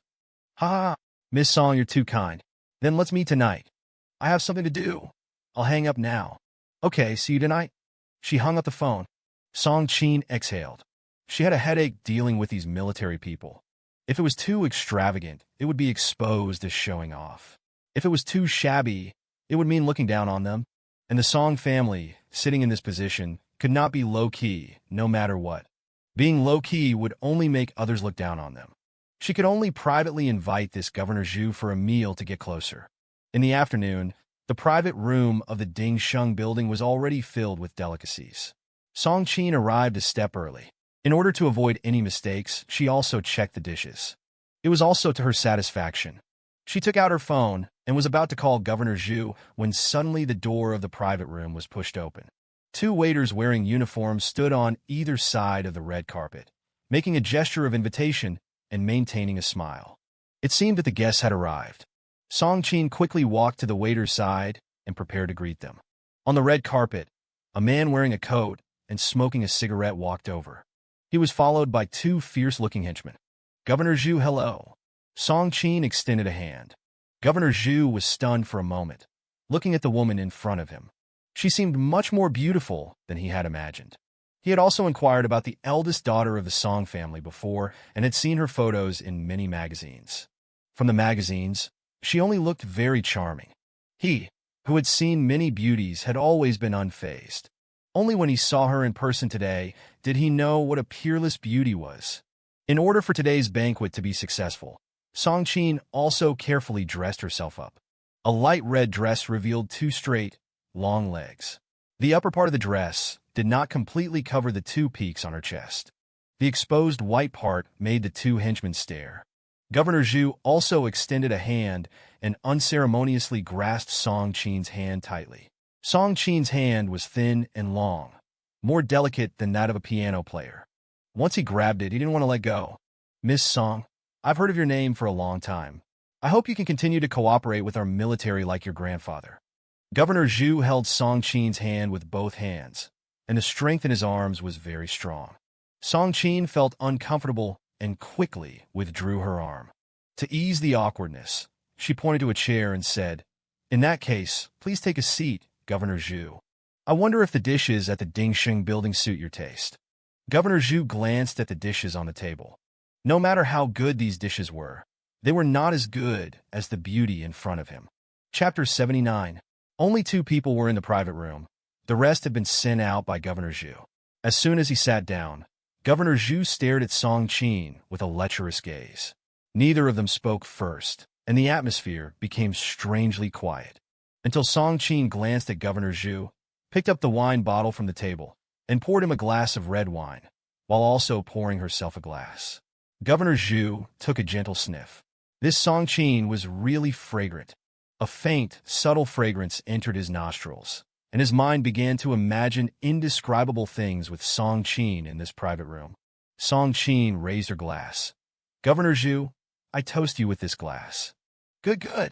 After the first glass, the 2 also eased the awkwardness. The atmosphere was good at the beginning, and Song Qin was ready to seize the opportunity and directly said, Governor Zhu, the Song family has been supported by the military for so many years. If it weren't for you, I'm afraid there would be many people in Hangzhou opposing our Song family. The military had not actually done anything to help the Song family, but the Song family had been using the military's prestige to do things with fewer obstacles.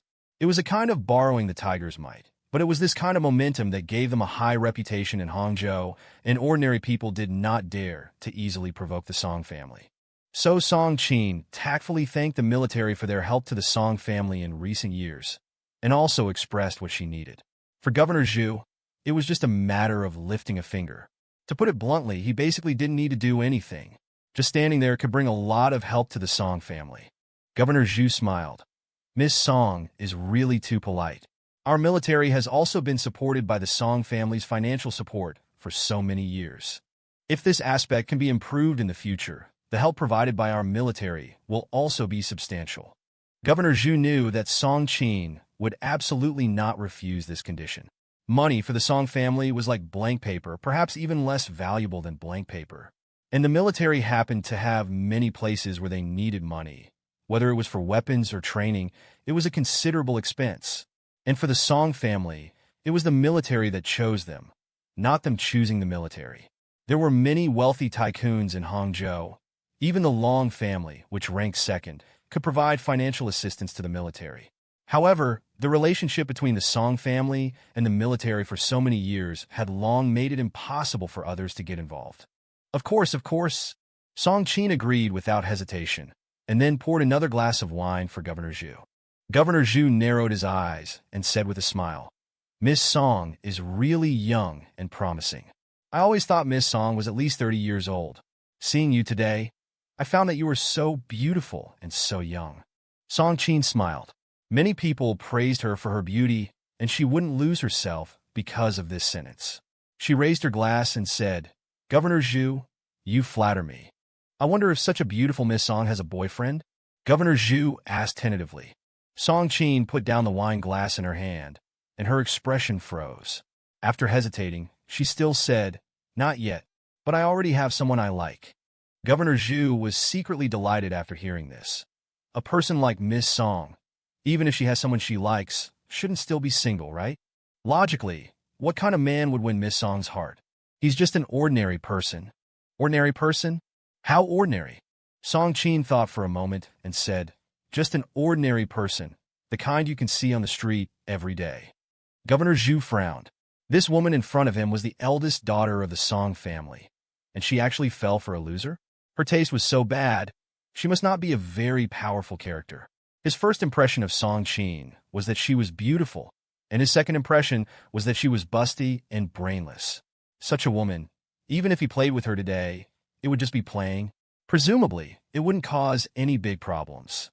He was very excited to think about playing with the eldest daughter of the Song family today. Miss Song, you know that we generally don't drink red wine. This kind of red wine is not satisfying for us. Looking at the red wine in Song Qin's hand, a trace of displeasure flashed across Governor Zhu's face. Song Qin was stunned. Was it because she hadn't entertained him well? Come to think of it, how could the alcohol content of this mere red wine be comparable to the high-grade white wine they drank? Song Qin immediately got up, called a waiter, and asked the waiter to change to white wine. The most expensive white wine here was only a little over 1 million yuan a bottle. It was not a problem for the Song family. When the waiter brought the white wine to the table, Governor Zhu snatched it, opened the bottle cap, and poured a glass of wine without hesitation, placing it in front of Song Qin. Miss Song, I don't enjoy drinking white wine alone. I wonder if you can drink some with me? Governor Zhu revealed a wicked smile. Song Qin held the red wine in her hand and said, Governor Zhu, with my drinking capacity, I'm only suitable for drinking red wine. If I drink white wine, I'm afraid I won't be able to accompany you to your satisfaction. Governor Zhu said displeasedly, Miss Song, are you looking down on me? I, such a big governor, came to accompany you for a drink. Do I still have to consider your feelings? Song Qin was stunned. Governor Zhu, who had been amiable just now, suddenly seemed to have changed into a different person. This attitude was clearly not here for cooperation. Looking at the bottle of white wine in front of her, Song Qin knew that if she drank the white wine today, she would definitely not be able to go back. Miss Song, what are you hesitating about? Could it be that you want me, the guest, to invite you? Governor Zhu's voice sank. Song Qin, in an attempt to ease the atmosphere, said amiably, "Governor Zhu, how about this? I'll order a drinking companion to accompany you to your satisfaction. If the drinking companion is not enough, then I'll join you myself." Governor Zhu, for the sake of his own little desires, how could he let Song Qin order a drinking companion? He immediately slammed his palm on the table, stood up, and said, "Is this the sincerity of your Song family? Do you know how many things I pushed aside today to come and cooperate with you? You Song family, you don't even give me the face of a glass of wine. It seems that you've really grown big in the past 2 years. I don't know how many people in Hangzhou want to climb into a relationship with our military. Today, letting you drink this glass of wine is entirely for your grandfather's sake." Song Qin was shocked by this slap. It seemed that she knew that if she didn't drink this glass of wine today, he would definitely terminate the cooperation with the Song family. She didn't want to offend the military, and she didn't want to lose the military's help. Chapter 80. "Governor, please don't be angry." Song Qin's expression paused, and she said softly. Governor Zhu laughed again, pretending that nothing had happened, and continued, "I'm not angry. I just want you to have a drink with me. Don't be nervous." Song Qin had no choice but to sit down. She sat beside Governor Zhu and poured herself a glass of white wine. She raised her glass and clinked it with Governor Zhu's. The smile on Governor Zhu's face could no longer be concealed. He drank all the wine in his glass in one gulp. Then he looked at Song Qin, watching her reluctantly drink the wine in her hand. At first, Song Qin took a small sip, but Governor Zhu directly raised Song Qin's glass with his hand and said, "What's the matter with you drinking so little? Drink it all, or you won't enjoy it." Song Qin moaned, and all the wine in the glass flowed down her throat. She felt a burning sensation in her throat, as if a branding iron had flowed down. It was very uncomfortable. She rarely drank white wine. White wine was very strong and not suitable for her. Seeing that she had finished a glass, Governor Zhu was also happy. He once again took the decanter and filled Song Qin's glass. "Governor Zhu, I can't drink anymore."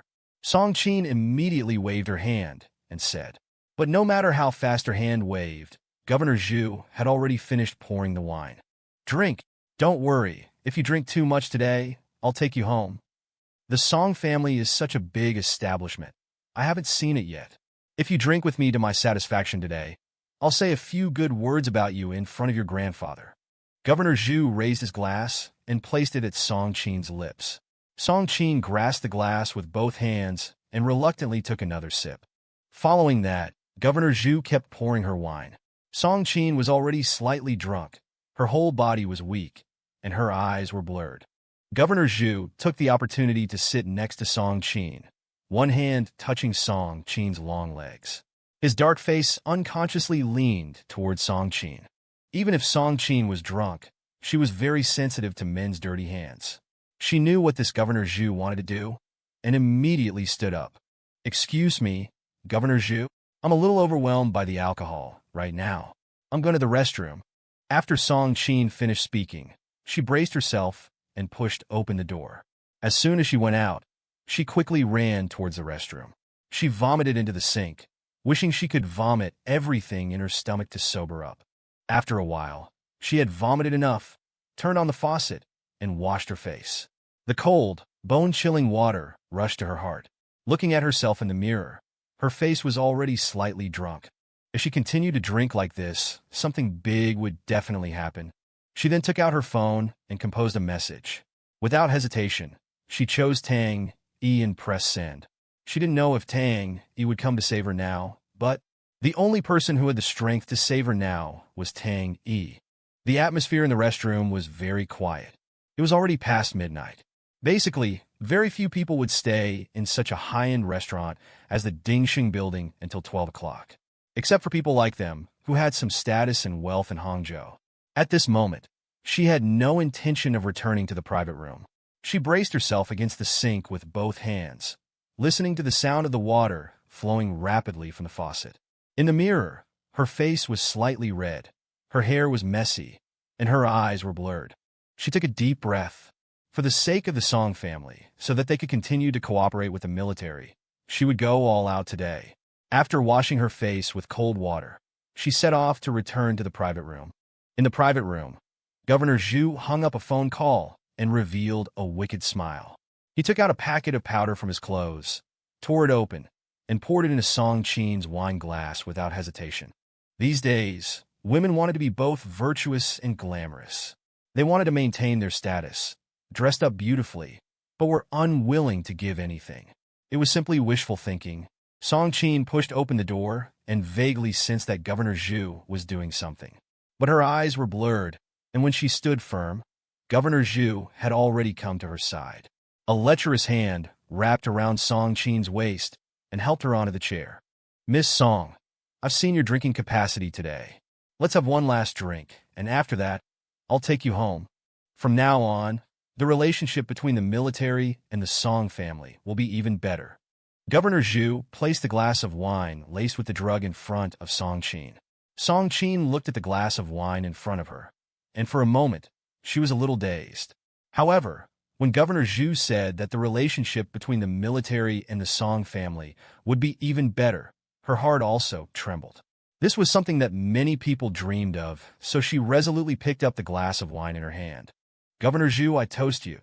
Governor Zhu was immediately overjoyed and smiled as he raised his glass to clink with Song Qin's.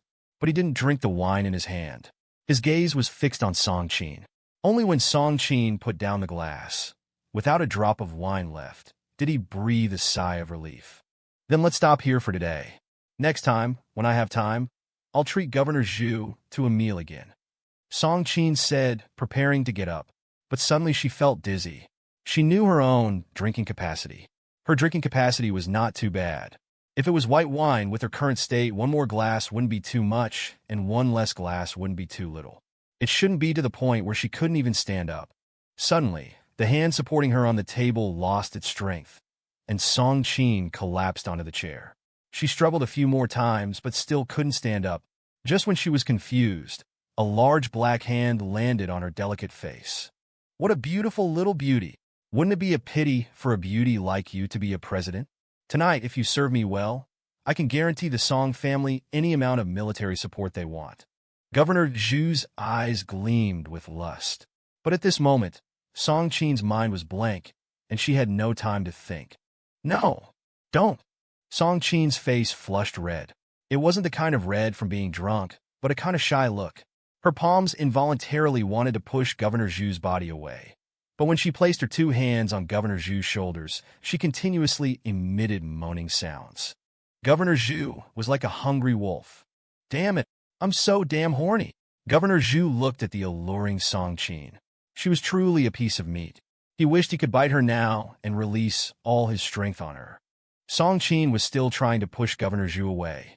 Suddenly, Song Qin felt the clothes on her lower body being ripped open in an instant. A gust of cold wind poured into her body. Chapter 81. Song Qin only felt a dirty hand. This palm was very disgusting, making her want to vomit. She closed her eyes, not wanting to face this reality. From today on, she was an unclean woman. The dignified eldest daughter of the Song family was actually defiled by such a disgusting villain. She might as well die. However, she didn't have any strength, and she couldn't even bite her tongue to commit suicide. Governor Zhu directly tore open the clothes on Song Qin's chest, coupled with Song Qin's already lustful writhing. "I really can't hold back anymore." He picked up Song Qin with both hands and carried her to the sofa.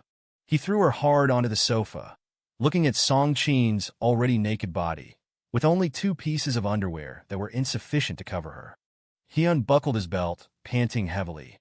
"I can't hold back anymore. I must play with you well tonight, or I'll be letting myself down for holding back all night." As soon as the belt was unbuckled, a sound of a door being kicked open with unstoppable force startled him, causing him to shrink back. Bang! The door of the private room was kicked open, and the chair next to the door flew out directly, landing at Governor Zhu's heels. "Damn it! Who the hell is so bold? Daring to kick my door?" Governor Zhu pulled up his belt. His interest was interrupted, and a surge of anger rose in his heart. To be interrupted at this juncture, he wished he could cut the person who came into 1,000 pieces. In a daze, Song Qin, lying on the sofa, slightly opened her eyes. She saw a man standing at the door, clenching his fists, his face full of killing intent. "Tang! Master Tang! Tang Yi's appearance made Song Qin perceive a glimmer of hope in the dark corner. She even suspected that the drug was too strong, causing her to hallucinate. Tang Yi raised his eyebrows and looked. The private room was already in a mess, with Song Qin's pink hip-hugging skirt fallen on the ground. And next to it stood a thin, dark man.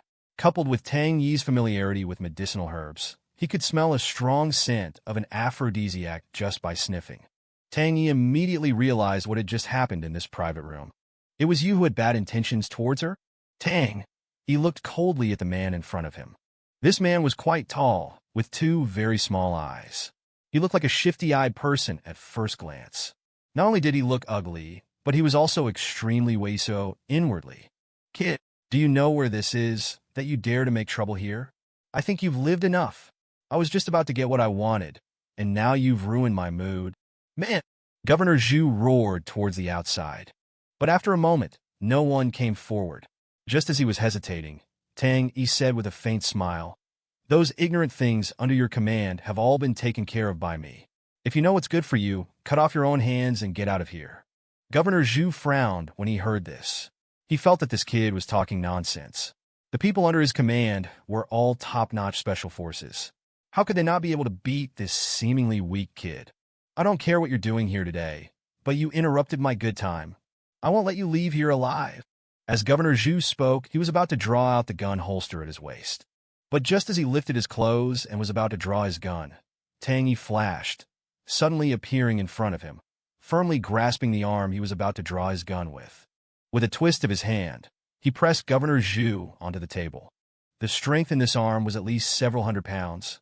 Governor Zhu struggled with all his might, but he couldn't break free at all. Governor Zhu was caught off guard. He lay on the table with difficulty, his face full of pain. "Damn it! Let go of me quickly, or I'll make you pay." Governor Zhu roared ineffectually. "Let go. Okay, I'll let go now."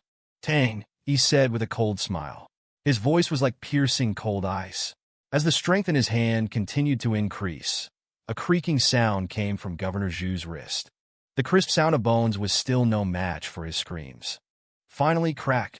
Governor Zhu's arm was forcibly torn off, and the scene was instantly bloody. Several servants rushed in immediately. Seeing the scene in front of them, they couldn't help but vomit at the door. Bang! Tang Yi kicked out. This kick seemed full of power. It hit Governor Zhu right in the navel.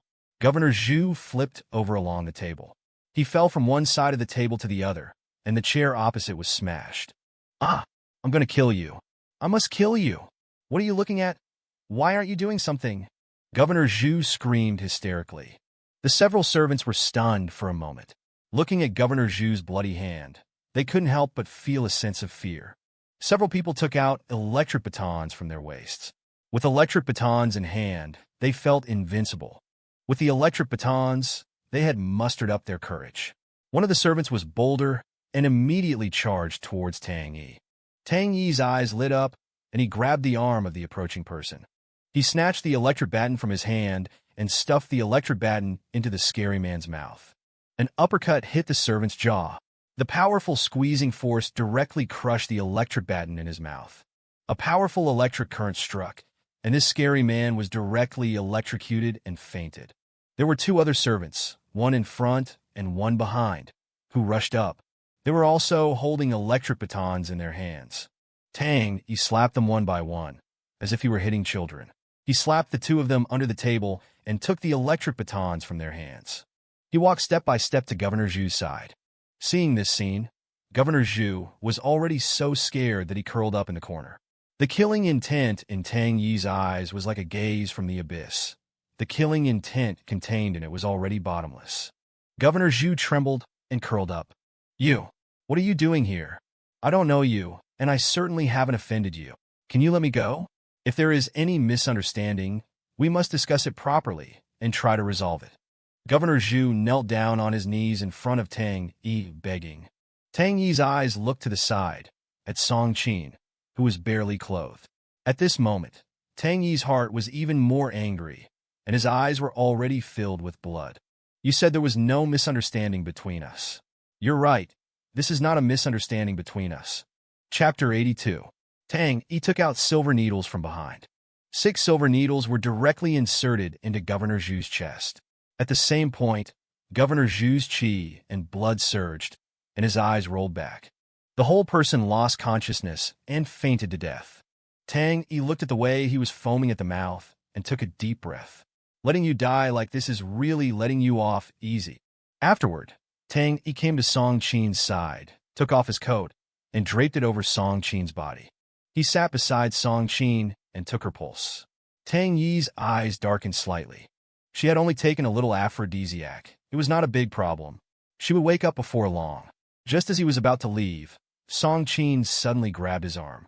Master Tang, save me. Master Tang, I'm sorry. Song Qin closed her eyes, and a tear rolled down her cheek. Seeing this, Tang E used his hand to brush away her hair and wipe away the tears from the corners of her eyes. This should be Song Qin. Before she took the aphrodisiac, the person she was thinking about was Tang E. And now, she must be in a deep sleep, dreaming of Tang E and constantly apologizing to him. Tang E sighed. Miss Song, let me take you home. Tang E picked up Song Qin and left the Ding Sheng building directly. It was already late at night, and there were basically no people on the road. He directly hailed a taxi and took Miss Song to the floating cloud villa. After placing her on the bed, Tang E sat alone in the living room. He prepared a glass of red wine for himself and tasted it on LY. He knew that this woman seemed to have different feelings for him. But now when a woman wanted to get close to him, he would always unconsciously think of the person who had hurt him the most. It seemed that, until now, the woman who had hurt him the most still couldn't understand him, and even doubted him. At this time, Tang Yi's phone suddenly received a text message. It was from the old man from before. If he remembered correctly, this old man was Lu Qingyun. In the text message, Lu Qingyun's tone was very humble. Young friend, I don't know if you remember me. After your guidance last time, my body is recovering better every day. Tomorrow, I will be holding a martial arts banquet. I wonder if you have time, and if you would like to come and have a look. Looking at the text message in front of him, Tang Yi frowned. He seemed to be a little interested in this kind of martial arts. However, he did not have high expectations for these people in Hangzhou, because there was already a minor grandmaster in Hangzhou, which was Lu Qingyun. Lu Qingyun's strength could be said to be very powerful in the eyes of ordinary people. But for Tang Yi, it was just mediocre. The people who would attend this banquet tomorrow would definitely be below him, so it would not bring him much excitement. However, he hadn't seen a large group of martial artists for a long time, so he could go and see these martial arts juniors. If he had the opportunity, he could give them some pointers. Tang Yi's fingers moved on the screen, and he quickly replied with a message. Okay. After this text message was sent, Tang Yi turned off his phone. He finished the red wine in his glass and enjoyed the hard-won piece. At this time, Song Qin in the room suddenly let out a long moan. He got up and walked over. Song Qin's face was rosy, and it seemed that the effects of the aphrodisiac had not yet dissipated. Song Qin in the quilt kept twisting her body, and she kept calling Tang Yi's name. Tang Yi was also very helpless when he saw this, so he went to make her a cup of herbal medicine. After Song Qin drank the medicine, she calmed down after a while. Only then did Tang Yi breathe a sigh of relief. Then he returned to the sofa, sat on the sofa with his legs crossed, and began to meditate. In this natural spiritual energy location of the floating cloud villa, he could feel infinite power. It seemed that there was constant spiritual power entering Tang Yi's body from all directions. He had already broken through the Grandmaster level. He was advancing towards an even more unfathomable realm. This was not something that a Grandmaster or even a Great Grandmaster could catch up to. It was even 4 or 5 unfathomable realms higher than a Great Grandmaster. He sat there quietly, like a pine tree, without moving at all. After sitting for more than 10 minutes, he opened his eyes, and the surrounding air vibrated. It seemed that he had achieved great success. The 8 Extremity School was just a relatively prominent school in Hangzhou's martial arts scene. Precisely because its head was Lu Qingyun, it was particularly famous. The disciples of the 8 Extremity School did not only learn 8 Extremities fists. For them, the 5 elements, 8 trigrams, and Shimen Duanjiao were all required courses. More advanced ones related to feng shui required certain psychological qualities and experience to learn. In Hangzhou, many people wanted to send their children to the 8 Extremities School, but they didn't have the opportunity. Some people even wanted to go through the back door, but there were far more people going through the back door than through the regular channels. Arranged from top to bottom, the disciples here were divided into 12 levels. The lower the level of the disciples, the more they could only do some odd jobs in the 8 Extremities School. But the higher-ranking disciples were not simple. They would be sent to martial arts competitions around the world, or they would become the bodyguards of those famous entrepreneurs in Hangzhou. Generally, Lu Qingyun would not personally act as a bodyguard. The price of his most advanced disciples as bodyguards started at least 1 million yuan. Therefore, his business here was basically monopolized by some high-level entrepreneurs every year. It was difficult for some people to get even 1 or 2 masters. Today's banquet was not just as simple as it seemed. People from various schools gathered here. Tai Chi, Bagua, Amei, Kongtong Shaolin, and so on. Although they were wearing Taoist robes on the surface, the watches they wore on their wrists and the luxury cars they drove were all worth millions. On the surface, they were here to attend a gathering, but in fact, they wanted to participate in the business under Lu Qingyun. If they could gain some benefits from it, it would be a considerable income in Hangzhou. At this time, a taxi stopped in front of the gate of the dojo. The disciples who were greeting guests at the door were suddenly stunned. Who had the guts to park a taxi in front of their dojo?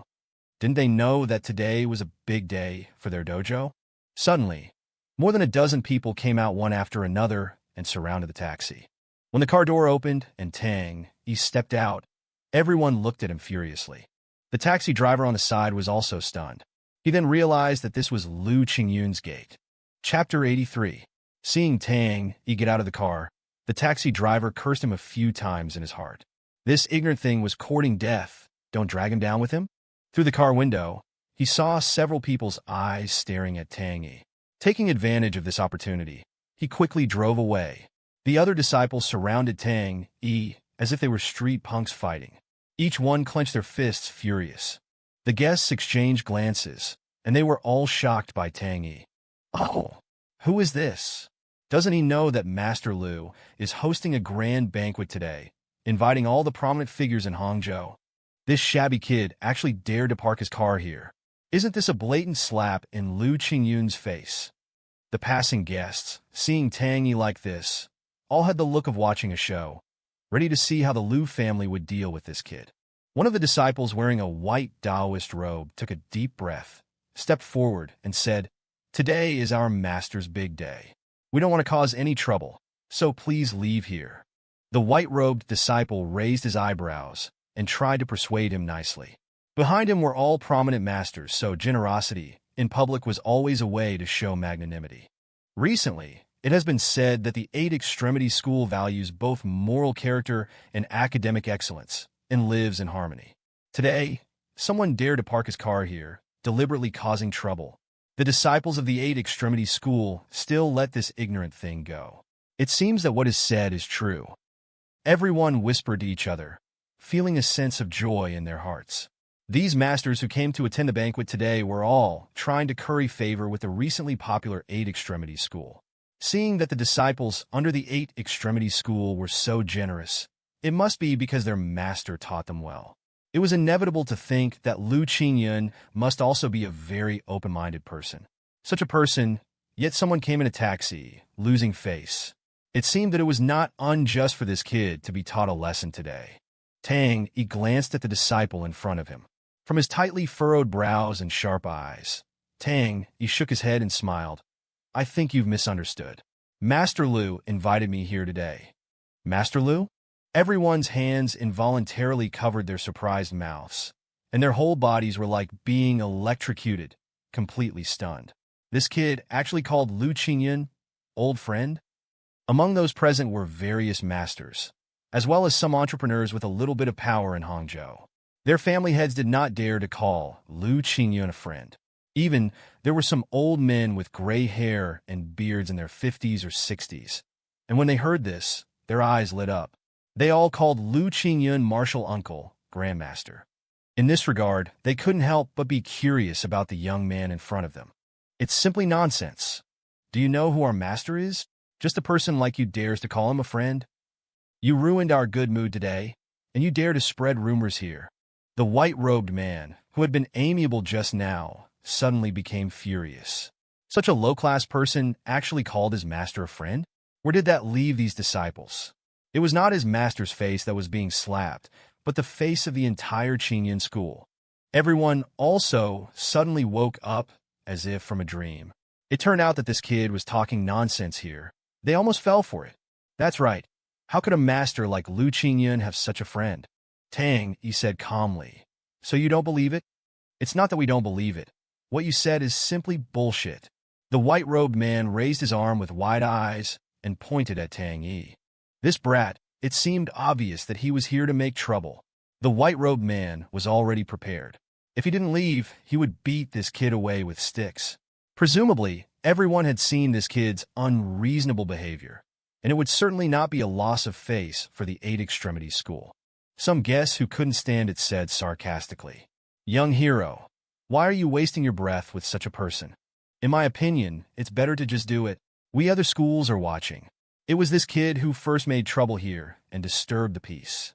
Even if you beat this kid away, we won't say anything more." With the guest speaking up, the white-robed man felt even more confident. However, in order to show the generosity of their Eight Extremities School, the white-robed man smiled at everyone and said, "Everyone, I didn't handle this well today.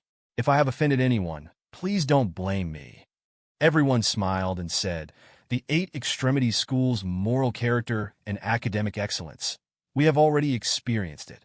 This kid is really too presumptuous today, so you don't need to consider us." The white-robed man revealed an imperceptible smile. He turned around and waved his finger at the disciple beside him. "Do it." A taller disciple beside him nodded. After receiving the order, he clenched his fist and walked straight over.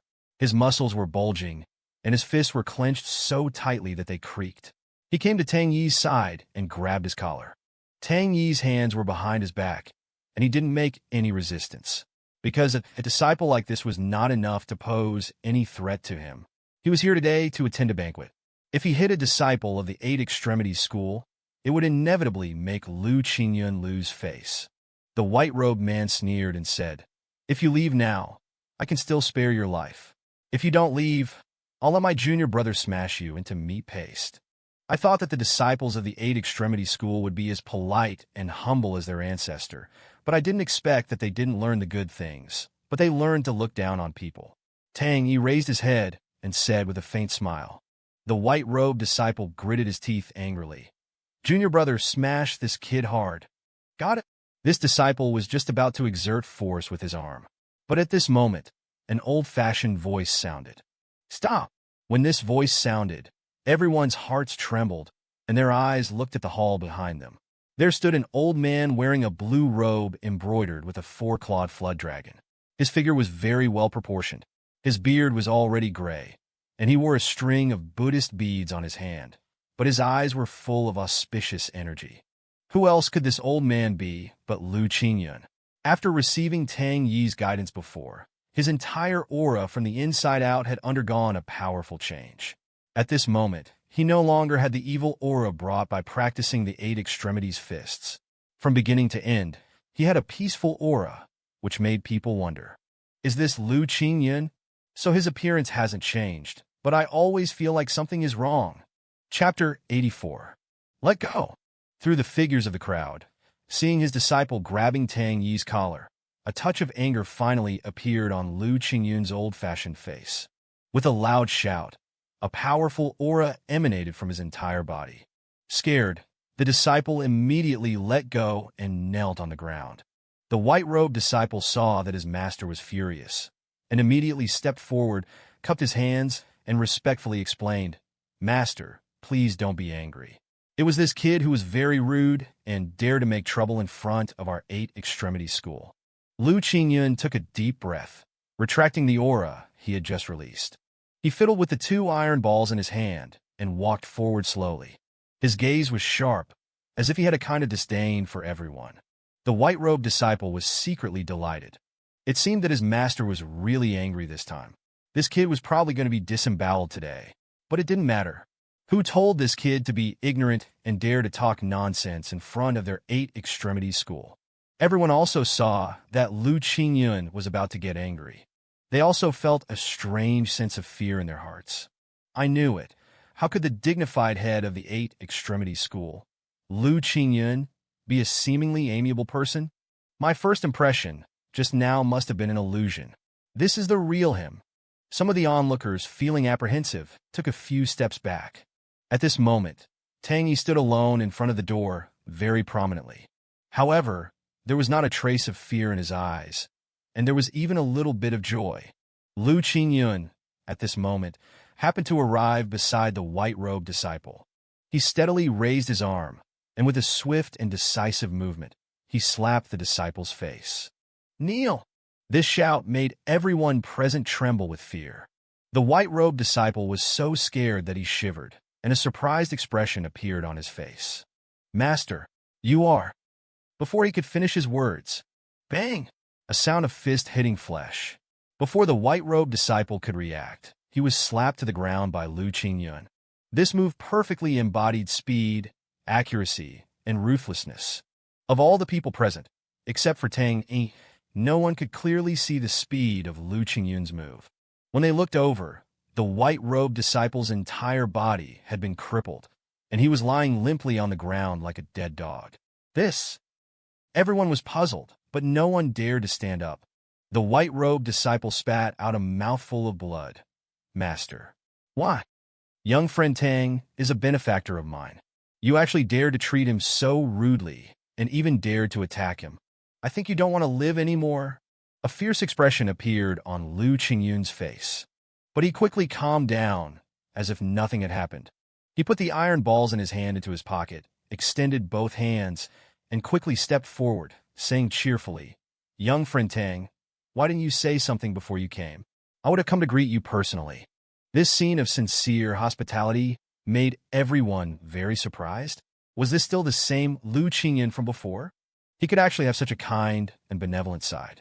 Conversely, they looked at the white-robed disciple lying on the ground, with all the bones in his body broken. Everyone swallowed. Even this person's internal strength was immeasurable. But looking back, Lu Qingyun was holding Tang Yi's hand and smiling like a little old man. Everyone couldn't help but start to wonder, who exactly was this kid? He actually dared to let Lu Qingyun, such an easily angered person, treat him like this? Lu Qingyun personally led Tang Yi to the back hall. Lu Qingyun's back hall was open air. There was a large martial arts arena here, about 10 meters wide, with railings on all sides. There was a large boba pattern in the middle of the arena, and there were several disciples on the side who were competing. However, these disciples were wearing different Taoist robes, and it seemed that they were also from various schools. Lu Qingyun held Tang Yi's hand and led him to a seat of honor. "Young friend Tang, today this only seat of honor. No one is more suitable than you," Lu Qingyun said, making a gesture of invitation toward the chair in front of him. Everyone was very puzzled when they saw this scene. Today, Lu Qingyun called them here, ostensibly for a gathering. But in fact, it was also for a martial arts competition. For so many years, Lu Qingyun had been very successful in martial arts competitions, so he would hold a martial arts competition every year, specifically to show off the prestige of their 8 Extremity School. And this kid in front of him was still so young. Even if he was Lu Qingyun's benefactor, he didn't seem to have any skills. To let him sit in the first seat was a bit too disrespectful to others. There was always a rule in the martial arts world: the able occupy the position, the incompetent retreat. So even if this kid had a good relationship with Lu Qingyun, his sitting here inevitably made many people feel dissatisfied. But Tang Yi did not hesitate, calmly said thank you, and sat directly on the chair. He also picked up the tea on the side, took a sip, and said, "The taste of this tea is very light." But Lu Qingyun was a little flustered. Who was responsible for pouring the tea today?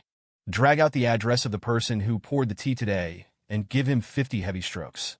Men, quickly change young friend Tang's tea to the best and most expensive, Lu Qingyun said to the disciple beside him, staring. The disciple beside him didn't dare to neglect and ran out with small steps. But after a while, the sound of someone being beaten was heard in the courtyard. Tang Yi smiled and said, "Old friend Lu, you don't have to be so angry.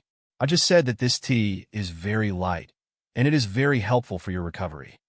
Since young friend Tang says so, then I will prepare some more of this tea today.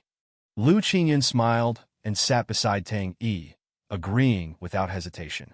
Everyone else really couldn't stand it anymore. Among them, a sect leader with a relatively high status stood up and said, Master Lu, we are here today to discuss the strengths and weaknesses of each family. Now that most of the time has passed, how much longer will it take to start? This sect leader was the head of the Tai Chi school, Zhang Wusan. The status of the Tai Chi school in Hangzhou was comparable to that of the Eight Extremities school. It was just that in the past 2 years, the Eight Extremities school had received commercial support, and its reputation had soared. The real skills of the Tai Chi school were not inferior to those of the Eight Extremities school, but it had just undergone a change of dynasty and had not yet stabilized, which was why the Eight Extremities school had the opportunity to become the #1 in Hangzhou. Lu Qingyun stood up. He raised his arm and pointed to the arena in front of him, saying, Every year, you all compete first, and then it's the turn of my disciples. Today, I think this rule should be changed. I'll let my disciple stand on it. If any of you can defeat him, you can take the title of #1 in Hangzhou. This Lu Qingyun actually dared to be so arrogant? Everyone was very angry in their hearts, glaring at him. Chapter 85. And at this moment, a man in his 30s with a strong build, wearing a black Taoist robe, revealed 2 large pectoral muscles to everyone. He clenched his fists and stood straight on the arena. He seemed to be waiting for someone to challenge him. Lu Qingyun took 2 steps forward, pointed to the man on the arena, and said, This is my senior disciple, named Fusang. Today, I have a distinguished guest here, so it is inconvenient for me to take action personally. If you are interested, you can let my disciple entertain you on my behalf. After saying that, Lu Qingyun sat down beside Tang E and looked at the arena with Tang E. Everyone looked at Fusang, who was wearing a black Taoist robe on the arena, and their hearts itched.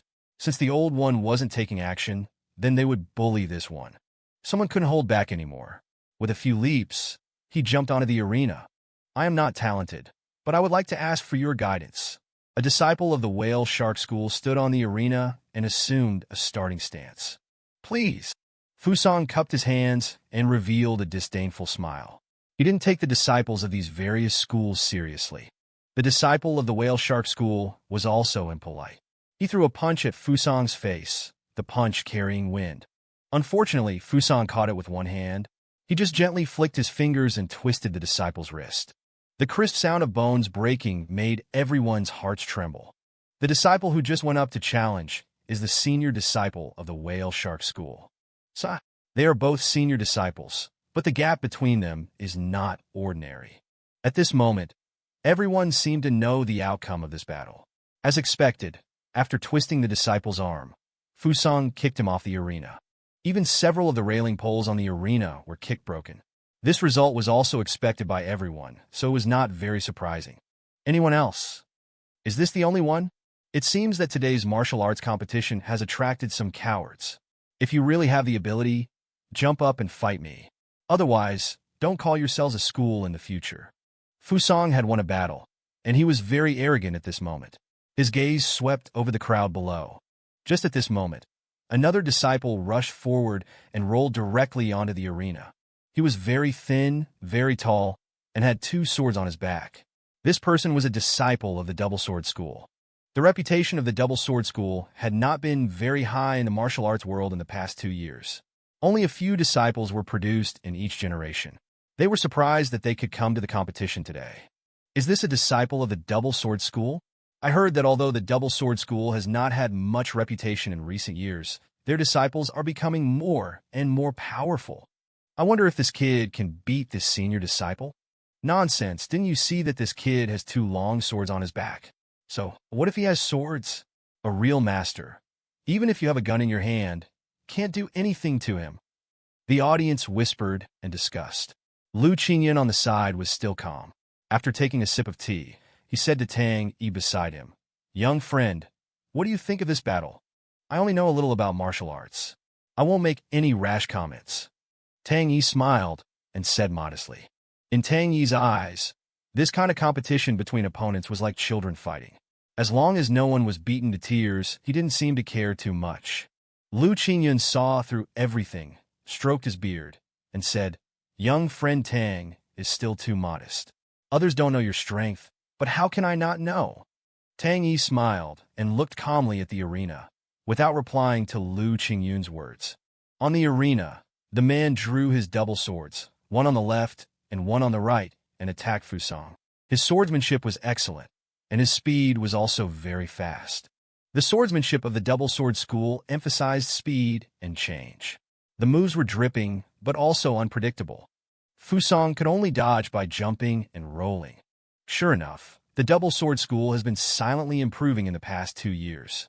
There's no other way compared to us. Their martial arts are all killing techniques. Martial arts are inherently for killing. It depends on how you use them. It seems that the outcome of this battle should be the victory of the double sword school. Everyone seemed a little happy in their hearts. They had always wanted to see Fusang's defeat. As long as Fusang lost, Lu Qingyun would definitely lose face. And it also meant that the 8 Extremities School was definitely not good enough. Some people look back at Lu Qingyun. He didn't seem to care too much about his disciple being at a disadvantage, and he was still calmly drinking water. Some people thought in their hearts, this old thing is really calm. But at the next moment, a figure suddenly flew out of the arena, and the disciple of the double sword school fell heavily in front of Lu Qingyun. The whole person fainted directly. When everyone looked at the arena, there were 2 broken swords at Fusang's feet, and there was a disdainful smile on his face. That's it. Are there any more masters? If not, then today's martial arts competition doesn't need to continue. Oh no, I think it's unnecessary to hold martial arts competitions in the future. My 8 Extremities School is #1 in the world. The audience below all lowered their heads. It seemed that no one dared to go up and fight again. Seeing that 2 disciples had been easily defeated, the others also knew that if they sent any more disciples up, it would undoubtedly be a slap in their own faces. And at this moment, a sigh sounded in the crowd. Sigh. At this moment, everyone's eyes looked back. Lu Qingyun, who was just about to drink water, stopped at his mouth and also raised his eyes to look at Tang Yi beside him. "Young friend Tang, why are you sighing?" Tang Yi smiled and said, "I'm just here to show my support today. I don't need to watch this level of martial arts anymore. Old friend, I have something to do today, so I won't stay any longer." This game of watching children fight was really too boring for someone like Tang Yi. Tang Yi stood up and said to Lu Qingyun beside him. But the speaker was unintentional, while the listener was attentive. Not only were the people from those schools unhappy when they heard this, even Fusang on the arena, who had just won a few battles, was also uncomfortable. Did this kid understand martial arts? He actually dared to boast here, saying that this was a small fight. This was an annual martial arts competition. The winner could establish a great position in Hangzhou. Lu Qingyun nodded. He could also understand that Tang Yi was just here to show his support today. There was no need to stay here. And at this moment, an arrogant voice suddenly sounded from the arena. "Don't go." Chapter 86. Tang Yi glanced at him, and a powerful internal force surged from behind him. Fusang felt a gust of cold wind blowing towards him, making the long hair on both sides of his head shiver with coldness. He felt a chill in his heart and regretted his arrogance just now. But just when everyone gasped, thinking that Su Mu was going to make a move, Tang Yi cupped his hands and said, "Old friend, I'll take my leave now." No one dared to say anything more, and Tang Yi quickly left. The next day, early morning, at the floating cloud villa, on the sofa in the living room, Tang Yi sat leisurely with his legs crossed, circulating his energy and adjusting his breath. He narrowed his eyes, feeling the natural spiritual energy layout of the floating cloud villa. Wonderful. It was too wonderful. At this time, the sound of a phone call suddenly rang. It was Song Qin calling. Tang Yi took the phone from the table and pressed answer. "Hello, Master Tang. The Song family, seem to have a clue about the thing you asked me to investigate before." Tang Yi's eyes slowly opened, and he took a deep breath. "Send me the address. I'll go myself," Tang Yi said calmly. "Okay." After a while, Tang Yi's phone received the address sent by Song Qin. The Zung family. The Zung family of Hangzhou. Tang Yi had heard Song Qin mention it. In Hangzhou, the Zung family controlled the largest shipping industry. Relying on several airports, They had firmly established a solid foundation in Hangzhou. In recent years, with the development of technology, the Zung family's strength had also increased day by day. Now they had acquired many other shipping industries. The Zung family could be said to be truly powerful. Their strength was also as stable as a mountain, and it was difficult for ordinary families to shake it. When he was in prison, Tang E only knew that there was such a family, but he didn't know much about their strength. However, he wasn't very concerned about whether their strength was good or bad. He just wanted to complete the several things that the person had entrusted him with when he was in prison. Retrieving this thing was also one of these things. Soon, he arrived at the Zung family's manor, the Sky Peak Manor. This place was generally very hidden. If the Song family didn't have some strength, they wouldn't have had the opportunity to know that there was such a large manor here. A golden gate was placed in front of Tang Yi. His small body appeared very thin in front of this gate.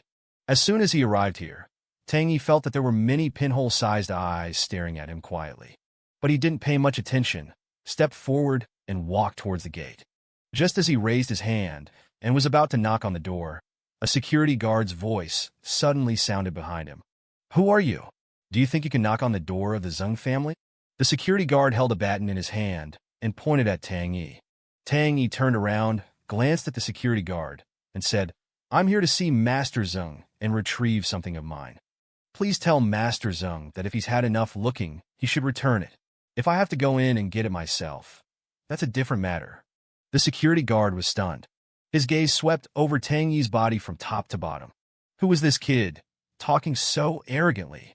This was the Zung family. Wasn't he afraid of being beaten to death for talking like this?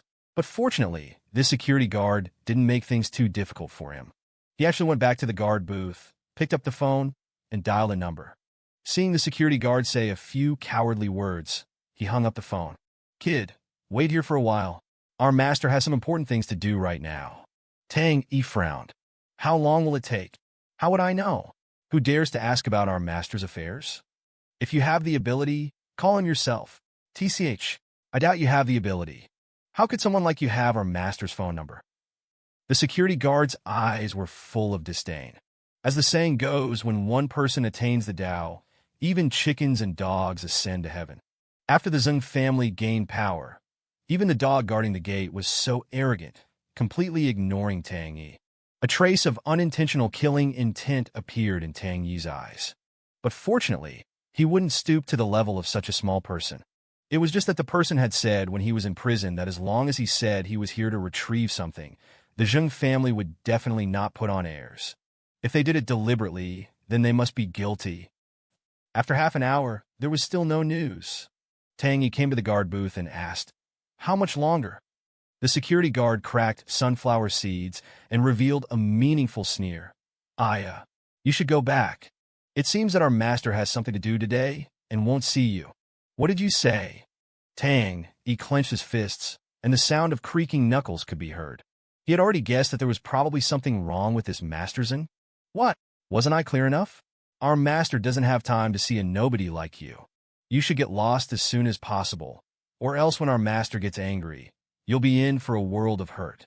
In the security guard's eyes, he felt that teasing Tang E could comfort his psychology and that humiliating him could increase his sense of accomplishment. But at the next moment, he heard a loud bang. A large hole was smashed in his guard booth, and in this large hole, a big hand grabbed his collar and directly lifted him out. "You!" Before the security guard could finish speaking, he was thrown by Tang E like a sandbag and smashed into the gate. The gate, which was 50 centimeters thick, was instantly smashed with a large dent, and the security guard's entire body was embedded in the dent. His eyes rolled back, and he foamed at the mouth. "Since when did dogs like you dare to bark so freely? Today, if the Zung family doesn't hand over the thing, their fate will be even worse than yours." But Tang E had no intention of stopping. He flew up and kicked the thick gate open. He clenched his fists, his eyes full of killing intent. Every step he took in the courtyard left a deep footprint. Before this, Tang E didn't want to use force. He just wanted to bring that thing back intact and complete the things that the person had entrusted him with. However, he didn't expect that after a few years, this Zung family had already started to act shamelessly. He really didn't expect them to play such a dirty trick. However, it was also to Tang Yi's liking. Since they wanted to play, then Tang Yi would play with them. Suddenly, more than a dozen security guards holding batons appeared in front of Tang Yi. "Who the hell are you? Daring to make trouble in the Zung family?" One of the security captains stepped forward, pointed at Tang Yi, and scolded. "I want to see your master." Tang Yi's eyes were full of evil spirits, and he said coldly, "Do you think you can see our master just because you want to?" Chapter 87. "So, we're going to fight? So, what if we fight? There are so many of us. Are we afraid of you? Brothers, let's go." The security captain waved the baton in his hand and said with a sneer. But when he reacted, the next second, the baton in his hand was grabbed by an invisible force. "This is—" The security guard looked up, and at some point, Tang Yi had come before him. He was tightly gripping his baton. Bang! A clear sound rang out. In front of him, a thick baton was directly crushed. What kind of strength is this? The security captain was so scared that he let go. Just as he was retreating, Tang Yi punched him in the face. This punch landed on the bridge of his nose, and Tang Yi's fist sunk into his face. The next moment, in the crowd, a figure flew out. "Let's go together. I'm in a hurry." Tang Yi shook his arm and said unhurriedly, "Damn it, do you really think you're something? Brothers, let's go together and take him down." All the security guards opened their mouths wide, surging forward and shouting, raising the batons in their hands and rushing towards Tang Yi. Tang Yi took a deep breath. Then he assumed a starting stance. And on the other side, on the balcony of the villa, sat two people chatting and laughing. One of them, with a square face and large ears, and a full face, was the head of the Zung family, Zung. He picked up his teacup and took a sip. He narrowed his eyes, looked at Tang Yi in the courtyard, who was fighting with several security guards, and smiled. He took a light sip of tea, and then looked at the man in front of him. "Masterly, do you think the person below has the qualifications to be your opponent?" The man in front of him had a long braid behind him, wore a brown robe, and had a very calm demeanor. His eyes were like cold stars, and there was a heroic spirit between his eyebrows. He was young, probably less than 30 years old, but Zung respected him extraordinarily. This was the Li family's master Li Xingyun, the inheritor of Dragon Fist. His reputation was very well known. Although he was not old, as the sole inheritor, he had practiced Dragon Fist to an almost supreme level. Even some people in the martial arts world were already saying that this would be the only peerless genius in 100 years. Perhaps before long, he would become the true #1 in Hangzhou. However, this person's character was one of vanity. For money and status, he had once protected some entrepreneurs in Hangzhou. In just 3 months, he had secretly killed hundreds of people, but no trace of his involvement could be found. And for this person, after gaining a certain status, he basically never protected anyone again. But this time, the person who invited him was the head of the Zung family, Zung. This was a considerable sum of money, and he could even take the opportunity to enhance his status in the martial arts world. So he would not miss it. "Master Zung, I thought you were looking for me for something important. I didn't expect you to be scared witless by such a kid." Master Li took a sip of tea, glanced at Tang Yi in the courtyard, and revealed a disdainful smile. This kid's skills were just mediocre. Apart from using brute force, he didn't seem to be anything special. Among those he knew, he had never seen this kid's figure, and he had never even heard of this kid's crude and unbearable fist techniques. Then he must not be a master. "Master Li, you're joking. It's just that this kid has some strength. For safety's sake, you understand." A smile appeared on Zung's calm face. "What's there to be afraid of? With me here today, this kid won't get close to you," Master Li said with a guarantee. Zung picked up his teacup and said to Master Li, "Ha ha ha ha. With Master Li here, of course, I won't be afraid." Zung did not tell Master Li about the thing. In Tang E, he could always think of that person's figure. Every time he thought of it, he always felt a strange panic in his heart, like a long sword, held at his throat, ready to kill him at any time.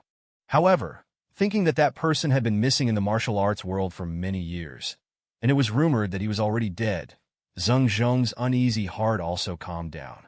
And just as the two were talking, suddenly, a security guard flew up directly from the courtyard and smashed towards the two of them. Zung was stunned.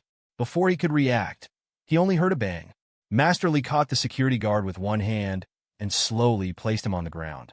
"Master Zung, it seems it's time for me to make a move. Master Li stood up and stared at Tang E in the courtyard. The two looked at each other, and Master Li had a feeling of longing for an opponent. He came to the courtyard. The dozens of other security guards were all lying on the ground, motionless. But their eyes were still open, and they had not suffered any injuries. This was Tang Yi's acupoint tapping technique. It just made them suffer a little, and it wouldn't affect their lives. He was just here to get something today, and he didn't want to involve innocent people. Are the people of the Zung family all like this when they treat guests? Tang E pinched a security guard's neck and said to the two people in front of him. Seeing the two of them walking over, he casually threw the security guard on the ground. Interesting. This scene made Master Li's eyes light up.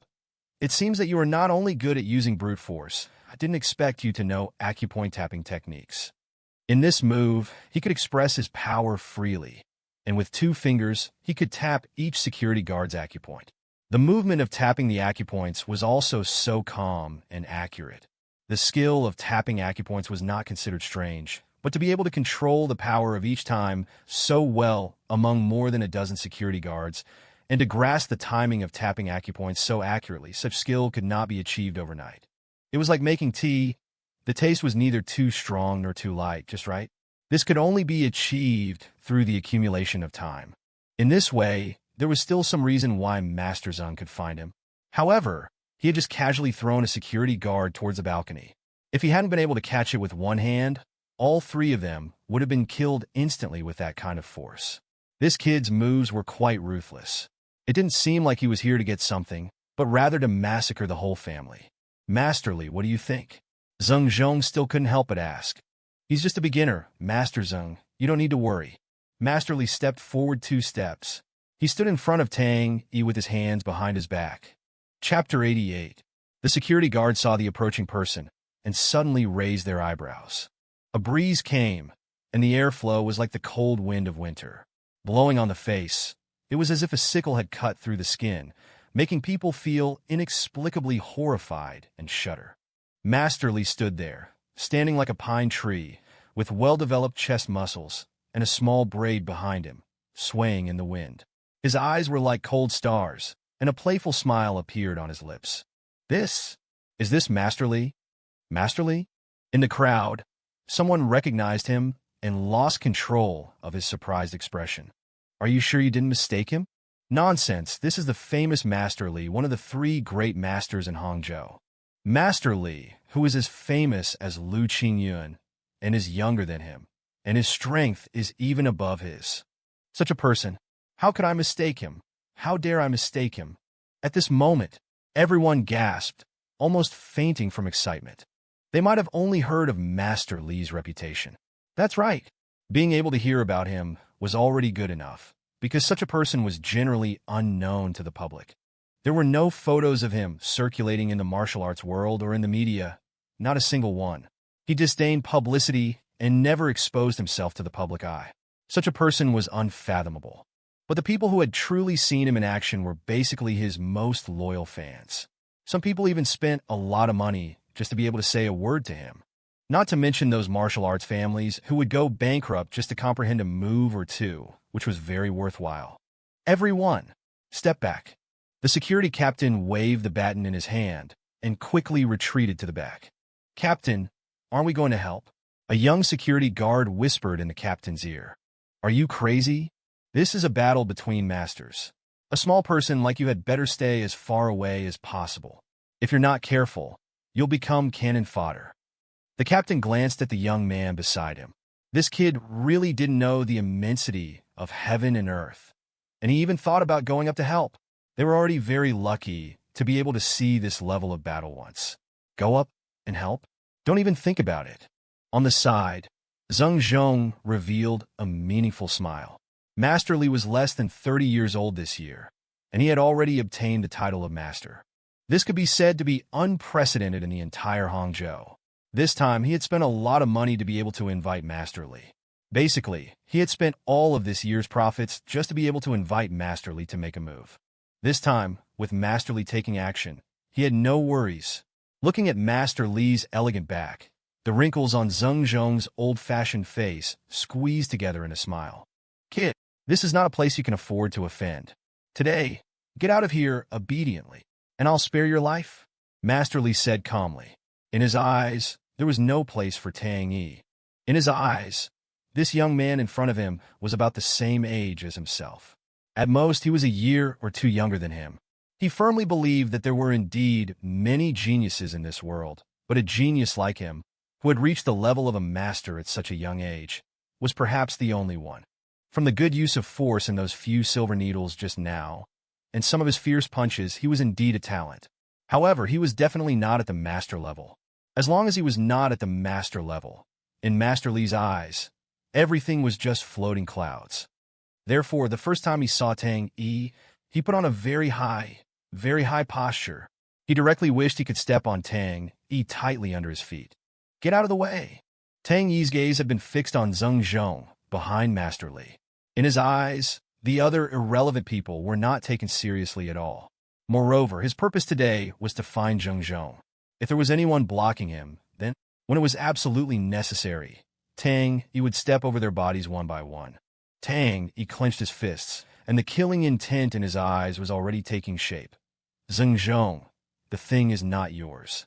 You'd better hand it over obediently, otherwise your life will end today. Tang Yi's voice was very cold. It was as cold as the non-flowing ice water under the ice cellar. Kid, do you know who you're talking to? This is the Zung family. I am the head of the Zung family. Do you think I need to take your things? I've seen shameless people, but I've never seen anyone as shameless as you. Our Zung family owns the richest shipping in the world. If I say I took your things, wouldn't that be slapping myself in the face in front of everyone? Zung said with a smile. After speaking, a strange smile appeared under his thick eyelids. Even if I took your things, what can you do to me? Today you dare to make trouble in the Zung family. I will let you know the consequences of making trouble. Whoa. Behind Zung, two servants led 4 North American gray wolves. This was the largest existing wolf, weighing 180 pounds, and mainly lived in the forests of North America. The wolf's body was strong, and its muscle lines were clearly visible. Each strand of hair seemed to carry the dew of frost, cold and hard and full of luster. Its tail, with black and white fur, swayed with its movement, revealing a kind of arrogance and wildness. Several iron chains were tied around the wolf's neck, and the wolf's mouth was wearing a muzzle. Their mouths were drooling, and their eyes were fixed on Tang E. My little babies haven't eaten for several days.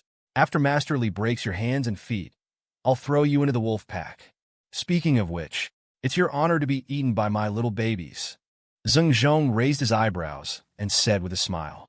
He was also very much looking forward to the scene of Tang E being eaten by wolves.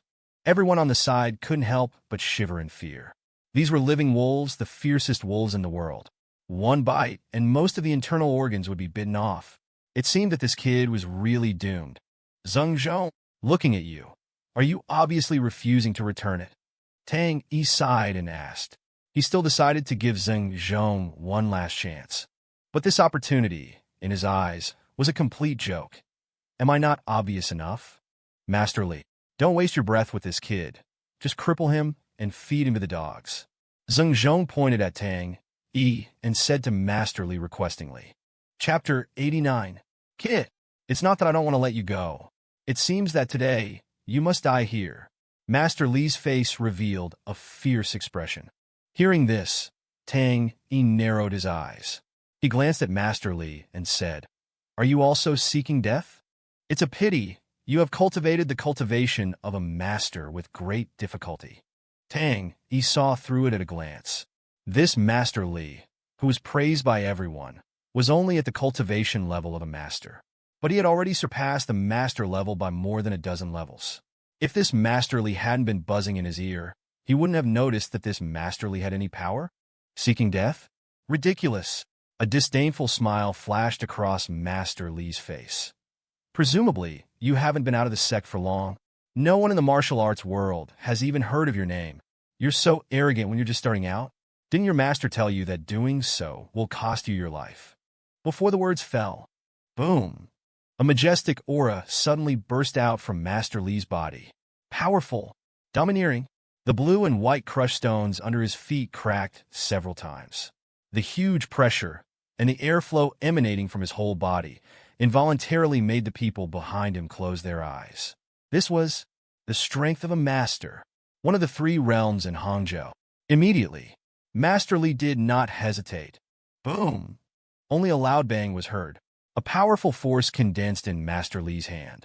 Even the yellow jacket on his arm had several tears, and the clothes on his entire arm were torn. Master Li's arm pulled back, stopping in mid-air. It seemed that there was a force of 1,000 pounds. Is this Dragon Fist? And when he saw Master Li's Shili movement, Tang E was stunned. Kid, it seems that you still know something. Tang E recognized the fist technique with just one movement. This surprised Master Li a little. Dragon Fist. Dragon Fist is a folk fist technique. This fist technique, compared with the Beggar Clan's 18 dragon-subduing palms, has comparable power. It's just that the Beggar Clan has declined in the past 2 years, so the 18 dragon-subduing palms have never appeared again. But this Dragon Fist, it is already well known, and has even replaced the position of the 18 dragon-subduing palms, becoming the #1 dragon at that time.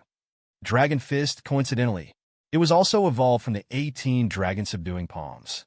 However, Dragon Fist is a fist technique used by some wealthy people. It just so happens to be opposed to the Beggar Clan. This fist technique is extremely rigid and strong, but it is beneficial to oneself without any harm. The moves are sharp, and the fist technique is as fast as a meteor. A master-level user of this fist technique can achieve the effect of one-punch 10 zhong. In an instant, in front of everyone's eyes, they noticed a black figure flashing in place. The next second, Master Li disappeared from the spot. So fast, all the onlookers couldn't help but widen their mouths. They were deeply shocked by this divine speed. Suddenly, a stimulating cold wind blew around. This gust of wind clearly revealed Master Li's powerful charm. And at the next moment, Master Li appeared in front of Tang Yi. He came head-on, throwing the fist that had just been fully charged towards Tang Yi's chest. Tang Yi took a closer look.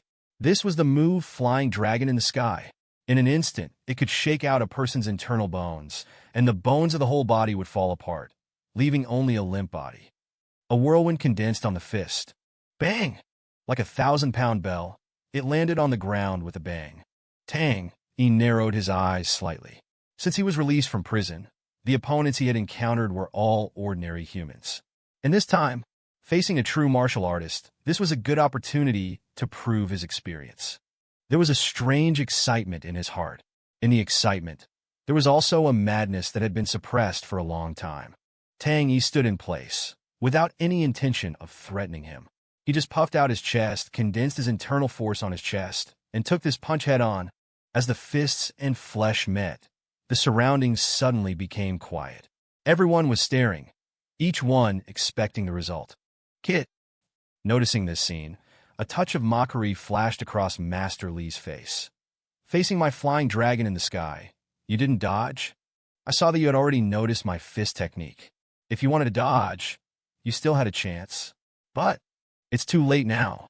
The power of Dragon Fist lies not in the fact that problems will appear in the body immediately after being hit. The first thing the body feels when hit by Dragon Fist is that the whole body feels soft. The next moment, all the bones of the whole body turn into powder, and the whole person loses support and collapses on the ground like a pool of water. It can be said that in Master Li's eyes, Tang E was now as good as dead. Just when Master Li was complacent, Zung Zhong's voice came from behind him. Master Li is truly worthy of being a martial arts master. I really admire you. He didn't see clearly what happened just now, but judging from the momentum just now, the power of this punch would not be too bad.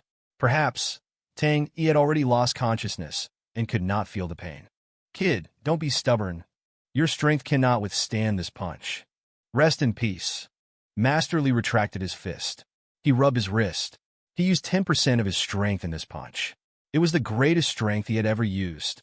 Using the fist as a hammer, exerting force from the waist, the whole person was like a sledgehammer. The fist broke through the air, making a sharp sound. Internal energy was released. No wonder Master Li was called a master. He had completely possessed the ability to release all his power in an instant. He concentrated all his internal energy together and burst it out all at once. Don't underestimate this seemingly simple move. But if you want to achieve 100% accuracy, it is impossible to complete it without talent.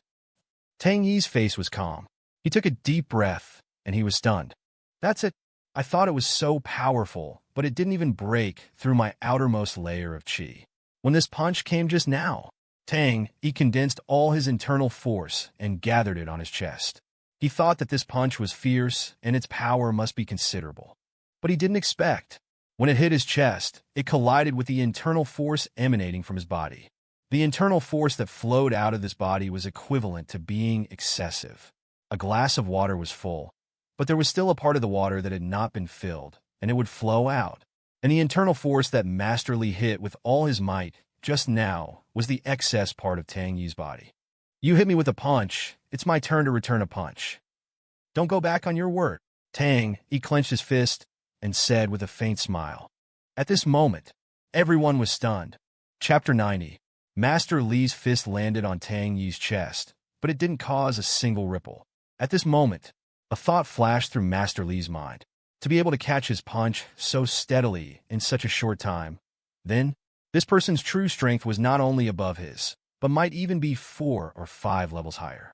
He had used all his strength in that punch. If it were an ordinary person, they would be sent flying dozens of meters. If it were a cow, it would be killed on the spot. He didn't believe that such a young kid could possess strength far greater than his. He himself was already close to the peak. If Tang E in front of him was even more powerful, then this matter would be crazy. Crazy enough to be unbelievable. Could it be that this kid did have some cultivation, and in an instant, he gathered all his cultivation together to block this move? Thinking about it this way, it made sense. All right, then let's try again and see if this kid can take a second move. Master Li retracted his fist. He changed his strength and spread his legs.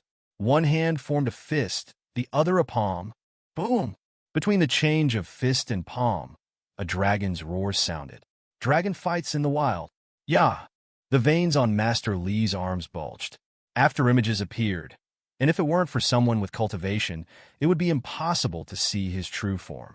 The muscles on his arms bulged, as if he had the strength of 9 bulls and 2 tigers. He punched out, as if with the power of thunder. On the side, the corner of Zung Zhong's mouth curled up slightly, and he stroked his goatee. His eyes narrowed, waiting for the result of the battle. He didn't expect Master Li to actually use this move.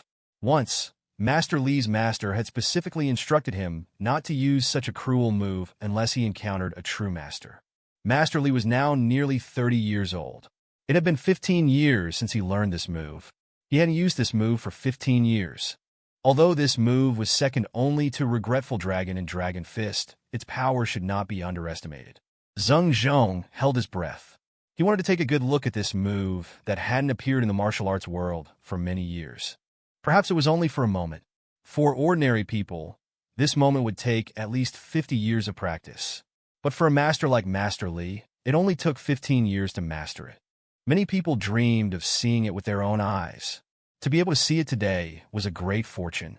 Is this the legendary dragon fights in the wild?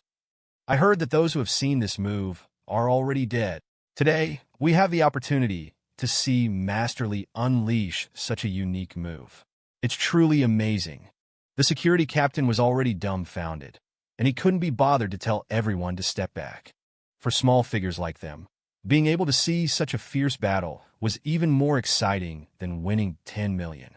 In the fountain pool on the side, the fish also felt the powerful airflow and kept jumping out of the water. The ripples in the water had turned into bouncing water droplets. Tang E stood calmly in front of Master Li. Ah! Bang! Master Li's tearing fist struck. Bang!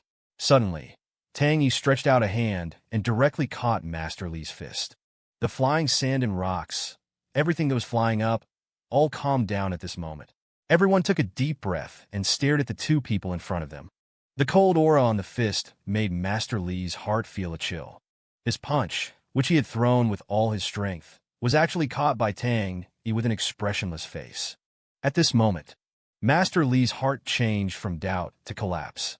He couldn't accept the fact in front of him for a while. This move, which he was so proud of, seemed like a scratch in Tang Yi's eyes. Master Li withdrew his fist and took 2 steps back. Master Li, this? What's going on? How could you not be able to beat this kid? No. This must be Master Li. You want to play a trick on him? You did this on purpose, to make a joke with us. Right? Zung panicked. He couldn't calm down when he saw the scene. Master Li's dragon fist, dragon fights in the wild, was actually caught so easily. And that person was unharmed. How was this possible? On the opposite side, a playful smile appeared on Tang Yi's face. Dragon fights in the wild, I haven't seen such a move for a long time. I didn't expect it to be so mediocre when I see it again. Mediocre? Zung behind Master Li was so scared that he stuttered when he heard this. He opened his mouth wide, let out a soft ah, and involuntarily took 2 steps back. The resounding and majestic dragon fist. How many people envied it? How many people longed for it but couldn't get it? And how many people wanted to witness its elegance? Such a fist technique that everyone in the martial arts world admired, and Tang Yi's mouth was actually mediocre.